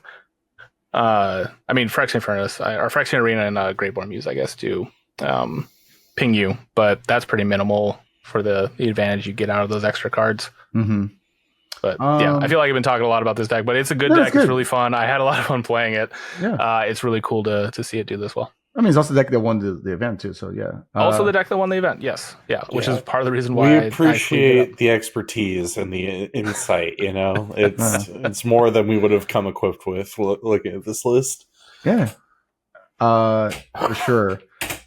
Well, there was two things I was going to ask you. So, like, what was the matchup that you played on camera that you get? It was, I don't know if you've seen the last monthly that Reanimator took down. I probably did watch. Okay, so Joe Fairbanks, he's a known brewer. He loves playing Reanimator. He's had this Reanimator for forever. I basically just copied mine from his because he's done so much testing with it. Mm-hmm. But he didn't want to play that again, so he brought just this crazy mono black brew. So it was mono black versus mono black in the semifinals, which was really cool. Right, lots of swamps. But it was it was like a contamination dredge style list. It's kind of hard to explain it, but I was feeling really good with my 4 Withered Wretches, and we'll have to wait till it comes out. But okay, cool. On paper I should have won that matchup. Isn't it like uses Nether Shadows and stuff like that in his list? Yeah, it has Nether Shadows, has Krovokian Horrors. He was running Squeeze, I believe, as well, just to get that extra. Oh, he was also running Zombie Infestation because it's a contamination list. Oh, right. But he was running other stuff too, like there was Phyrexian Negators in the main, I believe, and just like some crazy stuff. Yeah. Phyrexian Negator can be scary for a mono black deck, right? Because you have to Edict, you have to have a way to remove the creatures, and if you're playing against Burn, it's not. Well, great. yeah, that's not great. Running in the main is always a challenge for sure. I have a Sui blacklist, or a big blacklist, I guess, that runs Soul Lands, so I can get Negator out as early as turn 1 more consistently. Dark Ritual it's fun, Negator, but I don't like playing against. Yeah, Dark Ritual Negator. What's the Phyrexian Cleric that generates Dark Ritual mana for 3? Gix. Priest of Gix. That's right. Yep. Yeah. I got a bunch of those. It's a fun one because again, making 3 mana is not too difficult in black. Then you just go turn 1 Lightning Bolt, and then you're like, huh. Yeah, and then yeah. Game 2, take those out of there. Yeah. I like the snuff outs and like the contagion. I think in Pre-Modern we see blue play all the free spells, of course, like Gushes and the Dazes, and the counter spells like foils or thwarts, whatever. We don't see the other decks actually take advantage so much of the free spells, right? I think Red plays Pyrokinesis sometimes in the sideboard, but it's not. And Fire Blast, of course. And Fire Blast, yeah. I mean that's an alt cost, but we talk about was it the one that Goblins were playing, right? The Mog. We just talked about this card like 4 or 5 times, and Mog Salvage. Mog Salvage, yeah. But black, you got Contagion, you got Snuff House, and I think Snuff House maybe a little underplayed because I don't think there's a lot of black creatures we're seeing being played, right? Except for very specific decks like this one. Yeah, which again in that matchup I had to take them out. Right. The easy 2 takeouts. But yeah, the the other one, I guess, for black is Unmask, but after your 4 Cabal Therapies and your 2 Snuff Outs, your 4 Cabal Therapies and your 4 Dresses, how much more hand attack do you actually need? I think for Reanimator, they should definitely take advantage. For Reanimator, it makes sense, yeah. Because then your man is so tight already, right? If you can just do it for free, then But Snuff Out, killing a Dreadnought for free, for the low cost of 4 life instead of the low cost of not losing the game. Yeah, plays around days like a champ. You just playing for free. So yeah, I know. Coming from a format like Legacy where free spells are everywhere. Right. Seeing some of those not being played in Pre-Modern when they probably should be. I think it's kind of cool to see Snuff Outs and Contagions seeing play in this list. So there's Dreadnought in the finals. More, I feel like every time I see this card in 3 and 4, just makes me wonder why I never thought about Essence Flare. Old Ponza is the 3rd place. That's a card that I was testing for a while, in mono green. You guys know what Hailstorm does? Current probably got hit by a Hailstorm once or twice. No, I haven't been hit by this card yet. Okay, so Hailstorm is actually from, I think it's from Ice Age, actually. But it's looks like it, yeah. Yeah, let me see if it originally. Actually, I'm kind of also like I think if I mean, just the art is so indicative of Ice Age. Oh, alliances. Alliances, okay. Pretty close. Yeah. I mean, same block. Yeah. So it's an instant that says deals 2 damage to each attacking creature and 1 damage to you and each creature you control. So very, very good for mono green decks to deal with things like goblins and elves attacking them. 2 damage usually takes care of everything. So kind of cool to see this person playing 3 copies. Again, it might be a meta call, right? Like, no, maybe you just expect a lot of goblins in the event. Yeah. Oh, I thought I think the other side event they had a goblins that won the whole thing. So, a Terrageddon deck with it's more like the classic one, right? Like the Weather Wayfarer and Cataclysms. Not the Quiet Spec version. Yeah, just good old classic Terrageddon. With one of Xantid Swarm. Is it? In the side. Oh, man. In the sideboard. Yeah. Just one. That's an interesting include. Usually you want that for your big turn in whatever deck you're playing, but... Well, the plan is to Oath of Druids, take all your creatures, just leave the Xantid Swarm, and just Oath into Xantid Swarm. Oh, really? No. What are you going to do after that? Like, how are you winning? I mean, you have your man lands. Treetop Villages. There you go. Yeah, exactly. Yeah, you're 2 of, which actually is a little low, I think, but still. Yeah. One card I used to see people play that doesn't see anymore is the bootleg Maze of Ith. Was it Core Haven? Yeah. It's I think that card just doesn't cut anymore. All right, here's a deck that finally Curran can chime in a little bit. Hold on a second. Has Elves not do well in all these events? It's a hard list to play. I think it's the first Elves deck that we see in the top 8.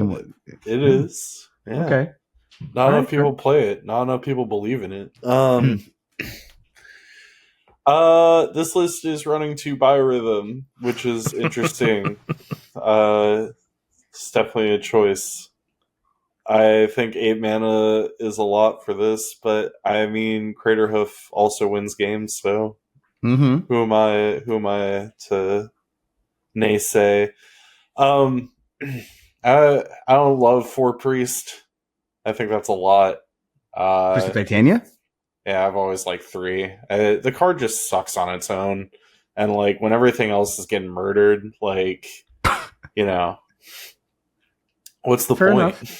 Fair enough. But no, I mean, this list is it's got 1 Masticore, 1 Deranged Hermit, 1 Collar of the Claw. That's pretty cool. 1 Well-Wisher main to address the Burning Menace, I guess. Oh yeah. This looks a lot like a Elves list from 2023, maybe early 2024. That was when they were really high on the Biorhythm, I feel like. And Well-Wisher. And Well-Wisher. Yeah, really high on that. No. I don't know. I just with Well-Wisher and me, it's just I don't expect this card to live or untap ever. I don't know. Wirewood should protect it, but then I have to put it back out and let it go through a whole phase of being not summoning sick anymore. Unless you have Anger. Oh, right. Yeah. So we're late game against Burn. Gotcha. Cool. So we should be winning elsewise, right? All right, look, Curran. You're playing against Sly. It's turn 4. You're like, I'm at 3 life. I'm alive? They have 0 cards in hand. You're like, oh man, they can just stop a bolt. You know what? But before that, I'm going to gain 2 life. Because you only have 2 elves in play because they killed all the other ones. Now that bolt doesn't kill you. Now they need something else. Yeah, and then they get the ball lightning and they kill you anyways. All right. I wish people well who wish to register Well-Wisher. That's a where lot I'm of at. wishing there. But no, I mean, yeah, this obviously worked out very well. Do you like Force Mage instead of? Yeah, I play 1. No, what's the name of the big guy? Krosa? No, not Krosa. Kamal. Oh, Kamal? Yeah, I don't play Kamal at all. I don't believe in that. You don't like Kamal? Nah, dude, Deranged Hermit kills people. It's fine. All right. I mean, okay. Like, Hasty Squirrel Army is the same as activating Kamal. You don't like the Critter Hoof at home? Critter Hoof, if you bought it. I think it's a little win more. I think you can get games faster with the Force Mage, to be honest. Yeah, the Force Mage feels like the combo kill to me. Slash casting Deranged Hermit like 3 times through Wirewood Symbiotes and making a bunch of 2/2 Hasty Squirrels. But I'll tell you something. You know how sometimes elves used to run one copy of a sharpshooter? Yeah. Sometimes still does. Yeah, it still does sometimes. You can do the cool thing when you make their lands into creatures and kill all of them.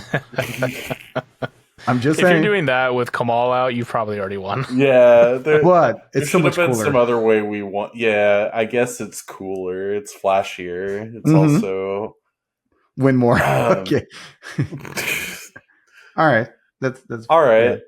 I think and Tribal Force Mage, you can definitely pick it up and redo it again. Like I think it is more. It's definitely more flexible. Right? It's sweet.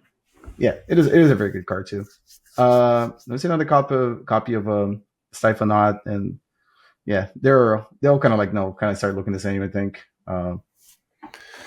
Which I mean, is probably. Do you think Dreadnought's for a good reason? Yeah, do you think Dreadnought's still at the top of the format, even though it didn't win those things?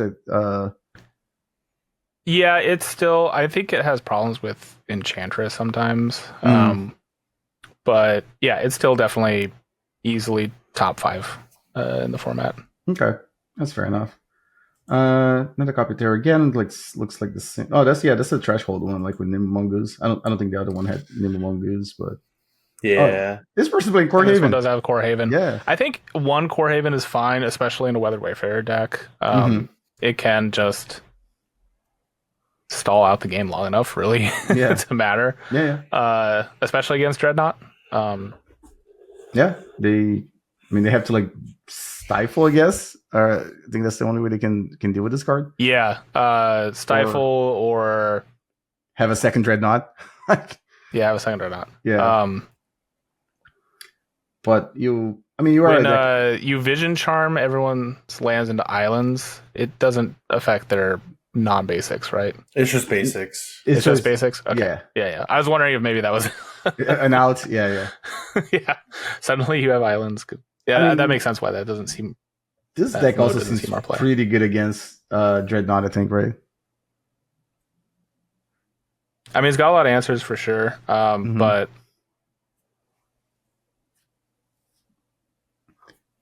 Yeah, I'm sure it's fine. Yeah. I mean, I also like this guy display to neutralizing disenchant, in case you're. Yeah. I guess you're. I mean, maybe you Meddling Mage the one that you don't want to do it. No.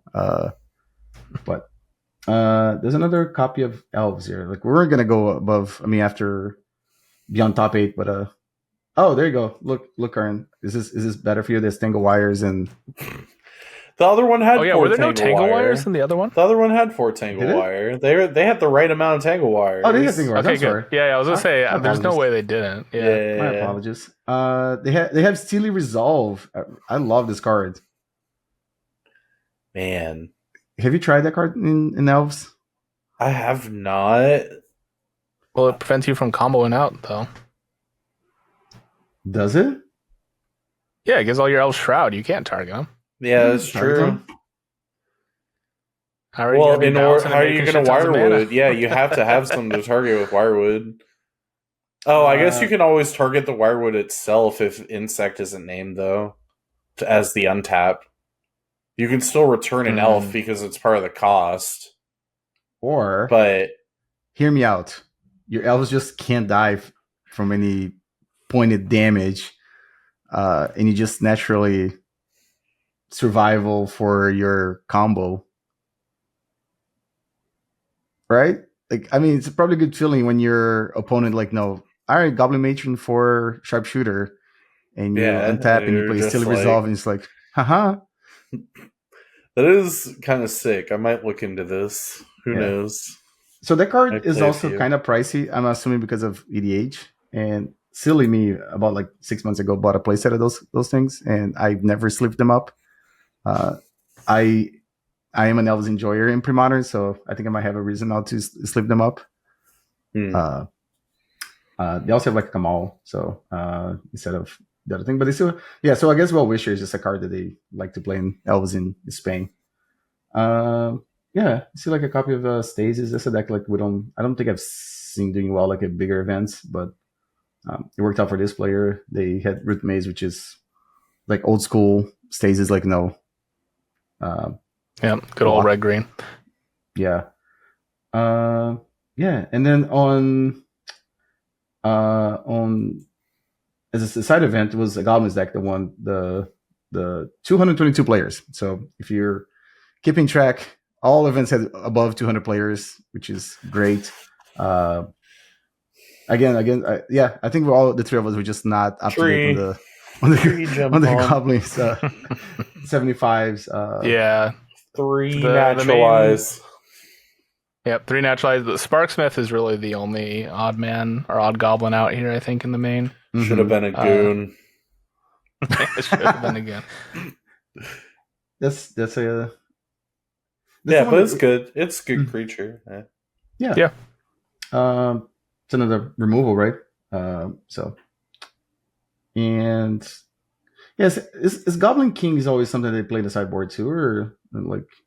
It can be either or. I definitely like it at least in the 75, as it's just another answer to an Engineered Plague. Yeah. Mm-hmm. And it's not a great answer, but it's definitely an answer, and it also just closes out games faster. But also, I guess like the mirror, like mirror match. I was about to say, if you know you're gonna win, just slam that. I was just saying, just hawk 2 of that Goblin King into play and then attack. Yeah, they had a whole breach, which is. Also, like, I don't know, there's also a card that I feel like might be like a little underplayed in pre-modern too. Just having a 2-mana answer to 2 things, like, no. At the same time seems relevant. I guess, I know being a sorcery can kind of suck sometimes, but I feel like it's probably... Yeah, I don't know. I think it's a fine card. I think a 1-of is about what I'd want to see in a sideboard. Gat, well, that's just the Korean Dryad deck. Groatog. Yeah, I like to call this the Delver deck of the format, sort of. Yeah. You're playing. Well, this one's only playing 1 copy of Days, so maybe no, I'm wrong. I'll take that back. It's not the Delver deck of the format. Forget what I said. Let's see. I love that it's just 1 day is no foil. It looked like. No foils. Say what? Kern? I just love that it's referred to as Gat. Is it Groatog? Groatog? Yeah. Probably couldn't fit it on the deck name. Shouldn't just be GA, but then people... okay, yeah. Rolling up with the Gat. Just gonna take down this pre-modern event. Gat. Right. With my Gat. There's Enchantress list. Oh, they're playing like 4 Mirror's Guile. I think that's pretty stock at this point. Sylvan Library is kind of on the way out. Like some lists will play 1. Oftentimes this deck just draws so many cards it doesn't need. No. Sylvan Library plus Sylvan Library does not work with Solitary Confinement.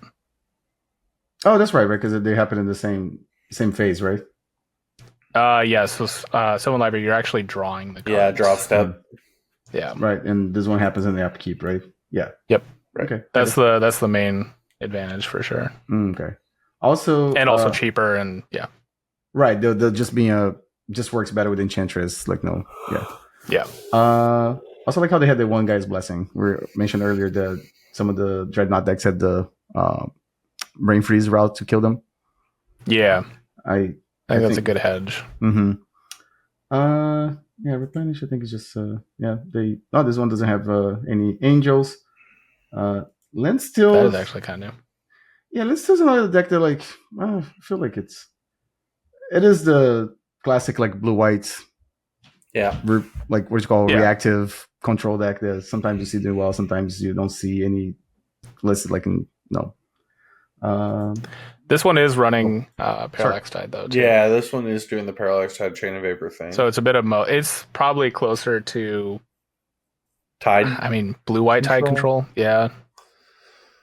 Yeah, and then the 3 Chain of Vapors and the Stifles to And the Seal of Cleansing as well. To combo. Hibernation is a scary card. Yeah, I think maybe it's just I usually run into like humility with these decks, and usually pisses me off when they have humility on turn 4 on curve. Like it's just a one copy. Like it feels like most of the decks I play in pre-modern fold to this card. And yeah, dude, just let me blow it up with Nantuko Vigilante. I can be trusted, please. It's a paper only play, right? Is that what people like? Paper only play. Yeah. A pop. Also pawns at this. Okay, this is both in green red. Kill your lands. Play Terravore. This one had like misdirections in this version of Dreadnought. That's a bit of older tech. I mean, it's still good tech. That was before they were really bringing in the Parallax Tides in the side, but now they have both. They have both, yeah. Speaking of free, it's just a good free spells. Free remove. Yeah. It's the Force of Will, the format. It's a Force of Will at home. Force of Will. I already made that joke in this episode. I can repeat the same joke twice. Oh, sorry. Cool. Rest of the top 8 looks pretty. Oh, hold on a second. Just 3 gem palm. 3 gem palm, 1 goblin goon, 1 goblin king, 2 naturalized. So this person obviously listened to us before this event happened, and he's like, "Oh man, they want to see goblin goon, goblin king in the main deck." All right, got you. Yep. So like, don't ever forget to bring your anarchies if you're playing mono red deck. Love that card. Blow up those solitaries. Get them out of here. I don't want to see Circle of Protection red. What? Worship doesn't really see play anymore, but that's another one too. Trying not to get chilled. That's kind of an expensive card if they have a chill out. Cool. Current, you guys mentioned that you wanted to talk about the pre-modern event that happened in. Yeah, I figured we could definitely touch on it, especially since Andrew went so far and is our guest today. I'll talk a little bit about what happened with me. So it was the elves themed pre-modern monthly, and I guess I decided to not register elves for the first time in a long time to celebrate. So I ended up registering that blue-black Dream Calls, the Tricks deck, Donate Illusions, Brain Freeze. Yeah. And I ended up going X and 2 in the Swiss, and I got like 11th. But it was solid. One of my losses was on camera to Alec playing his classic Ponza Oath, deck, and he destroyed me in like 5 minutes in both games, just blowing up my lands. Like it wasn't close particularly. So I was like, yes, land destruction is bad for this deck. And then my other loss was to my friend Jasper, whose first event it was, playing blue-black Psychotog. Took me down just playing counter magic and duress and just bothering everything I try to do. But every other match was sick. It was like really fun to win with the deck, draw a million cards, illusions. So I had a really good time playing it, but I'm going to try to go for the win this month, because if I win, it'll be 3 wins this year. And I want to notch a 3rd win on my belt if I can with elves. So we'll see what happens.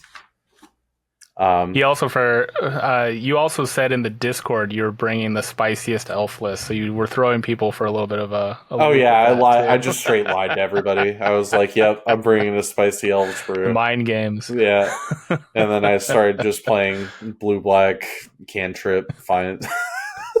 What was it? It was there is a blue black or a blue green elf or something, like you could throw one in the sideboard and be like, here's my elf. Yeah, like the 2/2 flyer. I think like Gaia's something. Yeah. Something. Yeah. I mean, I can find the rest here, but I had like some. I know we don't do the pickups and brews like some like pre-modcasts do, but like I did I had donates for forever, and I was looking for an excuse to buy these. I also had the crypt somewhere here, the black crypt that was in the deck that you start playing with the cards from your graveyard. Oh, if you don't have any yeah, cards, you lose the game. yeah. Yeah, I actually cut that for another impulse after we chatted. Oh, okay. I didn't believe in it. I want more. You didn't believe in that? Oh man. No. Yeah, the card's not very good actually, but it's cool. I think the gaining 20 life and giving to your opponent and making them lose 20 life is a little better. But no. Yeah, we kind of talked about mine already. Moneyball Black. I think I had one loss in the Swiss, and it was to Alec in the very last match.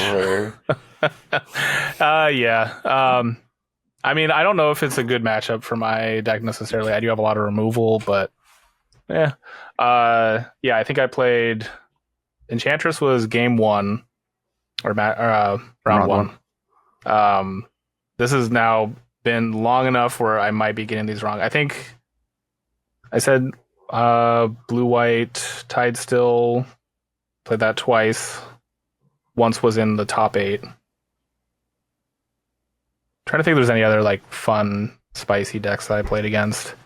Generally, I try to keep my games off of camera because I don't always bring spicy brews, but I've also gotten like feedback from people that they don't really enjoy me commentating on my own games as much as they enjoy me commentating on other people's. So take that to heart. I do try to mix up the games and make sure I'm not repeating gameplay or decks too much, and which is why a lot of times for the Swiss, I won't show top tables because you'll probably see them in the top 8.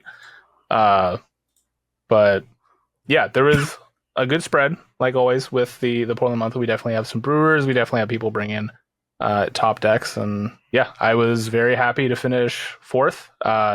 I unfortunately have never won a Portland Monthly. I've gotten close a lot. I've had a lot of top 8s. I've had a lot of top 4s. I've had 1 finals. And unfortunately, that one was the one that was off camera because it had like, the place we play at was having their holiday party for their employees and didn't tell us. And we had to shut everything down before top 8 and then do top 8 offline. I think I remember. I think it was last year. I think Curran mentioned that to me. No, there's another one where we just couldn't finish. Yeah, the final. The one that went long? The final. So we had 35 people that one time, which pushed it to 9 rounds, which we could not accommodate with the venue we're at. They closed at 9, and we were butting up right against it. And it was going to be Enchantress in the finals, which is always a long time. And so there was no way. So we had to come back and do that. Yeah.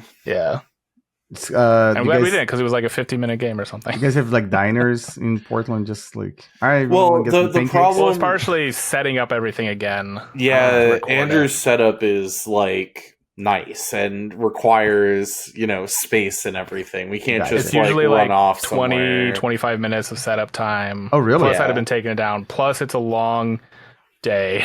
Like I really didn't want to be doing. At this point, you're like, all right, let's do some other time. Yeah. Exactly. They did the finals the next weekend, and worked out great.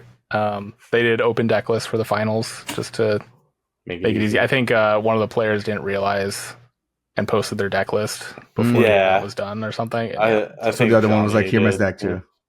Gotcha. That's nice. Yeah, class acts. So like, we don't have to go too deep in this one, but like, is your setup is it too? I'm assuming like with anything like related to this, like a labor of love, right? Like, no, you. Yeah. So 25 minutes to set up. So like, what, you have an overhead camera, I guess, and. Yeah.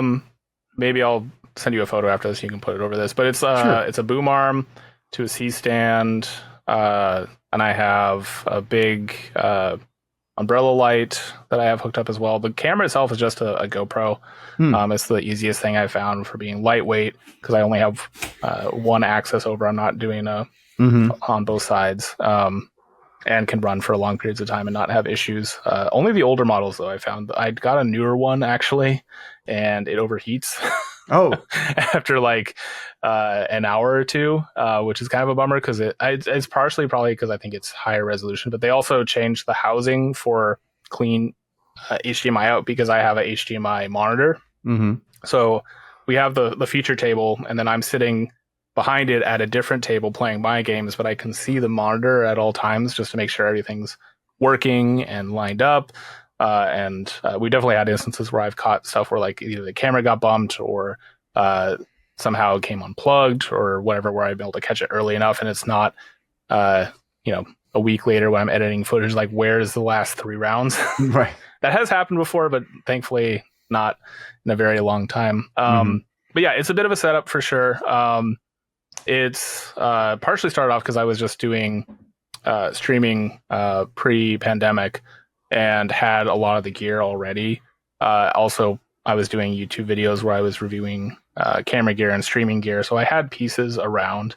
So it was not like a crazy investment at first. You'll definitely notice my first videos versus what I do now. The quality has definitely gotten better, I hope. I hope the commentary has gone better too, as I've been more familiar with the format. But yeah, the stuff like upgrading the light. We play at a very, very dark venue. When you turn that light off at the end of the night, you basically can't see any. It's a brewery, right? It is, yeah. It's a brew pub. Yeah, I think most of them are usually kind of dark. This one's also nice in that it doesn't have any TVs. Like the owner purposely, I've talked to the owner before because obviously they wonder what we're doing with a massive studio setup looking thing in their brew pub. And I guess I can give them a shout out to is Lucky Lab. They've actually asked me before to do it as well. But yeah, Lucky Lab in Portland, they have a couple locations, but this one we play at is really nice. No TVs. They do play music, but I don't really use a lot of the player commentary. I'll have it like lower in the background as I talk over. It's kind of just like ambiance noise, and you can kind of sometimes hear what people are talking about, but you'll get DMCA'd pretty quick if I was to raise it to a volume most people can hear, and it'd be tougher to hear commentary as well. But yeah, it's a setup that's always evolving. I use a lot of the money from the YouTube channel and Patreon towards making it better. I also use that for traveling expenses, like to go up to Seattle. I actually headed to Vegas in January to do old school tournament there. I did it last year. They had pre-modern, and on Friday this year they're just doing X points, old school, and then I think Pacific old school. I'm not entirely sure the format. Again, fractured format, lots of different ways to play it. But yeah, the setup is a little bit time consuming, but I think worth it overall. You definitely could do it faster, but putting it on a table is always going to give you more shake. There's shortcuts, but I think the way I'm doing it now is pretty good. I definitely know there's ways to do it better, and I'm working towards that. Eventually, I want to get to the spot where Neon Mushroom is, where he has a studio set up as well, so I can get really good, high quality gameplay and be able to record all the audio of everyone talking and playing and export a video in one go. And still do the monthlies, obviously, but have that option of a higher quality that I know I can produce in a controlled environment, right? Where I'm not having to set up and take down before they lock the door on us. Right. Yeah, it feels like it would be less hassle, I guess, if you just have this stuff set up at all times. And like I'll still always be doing the monthlies for sure, but yeah, you can definitely do. There's a sliding scale of coverage for sure, and I would say mine is slightly better than what you could go out and get at like Best Buy. Is Best Buy still around? Yeah, Best Buy still around. Like slightly what you can get better than what you get at Best Buy if you don't know what you're doing. But once you've been recording videos for a while, you can obviously like see where you can improve. Like lighting is obviously one of the best things. Cameras, there's definitely options for more expensive cameras that do similar size and weight of a GoPro, or reinforcing that somehow. I'm getting way too in the technical side, and you said I'm with actually, so I'm doing it with gear. No, Andrew, I'm actually curious because like it's something that I've been wondering about, like trying to do my local events here, and you should absolutely do it. And the easiest way is to just do it. Like you'll figure out. I mean, I can send you some recommendations on some stuff, but to put my whole setup together, let me just do quick math. It's going to be at least $800.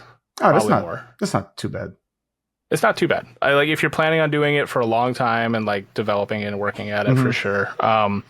And you can cut corners on some of it for sure and do it cheaper if you just want to make sure you like doing it before you start, right, putting extra money into it. But yeah, I don't know if I'd be able to do the lighting at the store that I was going to record. But yeah, and lighting is probably one of the bigger expenses of my setup, and that's mostly because of the location we're at. Okay. I could if you go back to some of my very first videos, I had a much smaller light, and you can just tell how much grainier the footage gets in the later rounds as it gets darker. Especially because I think I started doing the videos in like October or November was when those videos first started coming out. So the later in the day, it just the quality took a real dive, and the GoPro is struggling to keep it up, and everything looks grainy and whatnot. But yeah, if you're going to be in a venue that has nice lighting, the only thing is just don't set it up directly above a light, so you don't get the glare on the cards. Yeah, my biggest recommendation, if I had it my way, I would have 2 lights coming in from either side on the sides of the table. I just have one. And it's coming in at an angle so you don't get the glare on the overhead camera. Yeah. Okay. Yeah, I mean the quality of your channel is I think is really good too. Thank you. I mean, it can always be better, and that's what I'm striving for. Always to be better about it. But yeah, I appreciate that. Yeah. Usually, you probably heard me telling Curran too. I thought it was no, especially since you do the commentary yourself too. I feel like it'd be easy for you to just make something really meh, but instead it's really, really good. So I was I definitely watch pretty much everything you put out too. So thank you. Yeah. There's always room to improve. There's always things to do better. I know a lot of people wish I typed out every single person's deck list. That's one area I'm still not. But you have the picture that you put before every video. They don't listen to it. They're man. What is this card? I'll actually sometimes, if I'm being super petty, I'll comment the time where I talk about that card in the deck tag. That's a good one. Watch the video. I talk through every single card that's relevant. I don't know. Yeah. But yeah, there's always something you can do more, something you can do better to improve your video qualities, and you got to make decisions. And that's one of the ones where I'm just if it's a photo of a deck, or if it's a deck I loaned somebody or I'm playing on camera, which again, I don't play much on camera. Sure. You got a deck list right there for Moxfield, but cool. Yeah. All right. Well, fellas, it's been over 2 hours. I know. Is this the longest episode? I think it is. New record? Probably. It is. I am officially an hour late to band practice. They're going to be real mad at me over there. Yeah. Okay. Yeah. So I do have to bid adieu at least. I should probably go get some food too, to be honest. But you guys are 3 hours behind me. I just realized that it's 11 o'clock for me, but it's early for you. Yeah, it's let's wrap it up. So no, we had a few other things we want to talk about, but unfortunately, we don't have enough time. We'll talk about it next time. But just 2 quick things. I tried Sam Black's list with the One Wing Con. Do not recommend to play on Magic Online. If you want to hear more about this, let's tune in the next time me and Curran hang out. And go check out my Mono Green Stompy deck. I definitely recommend that deck. Don't play Rogue Elephant. Play something else. Again, also, I will elaborate more on that on the next episode. Andrew, thank you very much for hanging out with us. Anytime. It's been kind of in the making for a few weeks now, but we've been talking about it for sure. Yeah, and we want to talk to someone that was really entrenched in the pre-modern scene, and you guys seem to be cultivating a very cool scene over there in Portland. So we want to talk to you and find out made it happen. Curran, we're not going to hold you any longer. Got anything else you want to say before you get out of here, or we all get out of here? Catch you next time, I guess. You can find me Testacular on Blue Sky and Discord. Those are the socials. So cool. Yeah. And Andrew, where can people, again, in case they haven't heard it saying? Yeah, if you look up Heavy Play Pre-Modern on YouTube, you'll be able to find my videos pretty easily. You can also find me on Blue Sky and Twitter, and even a little bit of Instagram and whatever Instagram's other thing is. It's either Heavy Play or Heavy Plays. There might be an underscore. It kind of varies depending platform to platform. I'm not the sleeve company. Don't blame me for their products. I heard about that. Yeah, I'm happy to have been on this. It was a ton of fun, and I can't wait to be back. Cool. Hell Yeah. And Romario Vidal, you can find me pretty much everywhere as Romario Vidal, Magical Line, Twitch, this YouTube channel you're listening to. Cool. All right. With that, thanks everyone for watching, and we'll catch you guys next time. See you next time. Peace. Peace.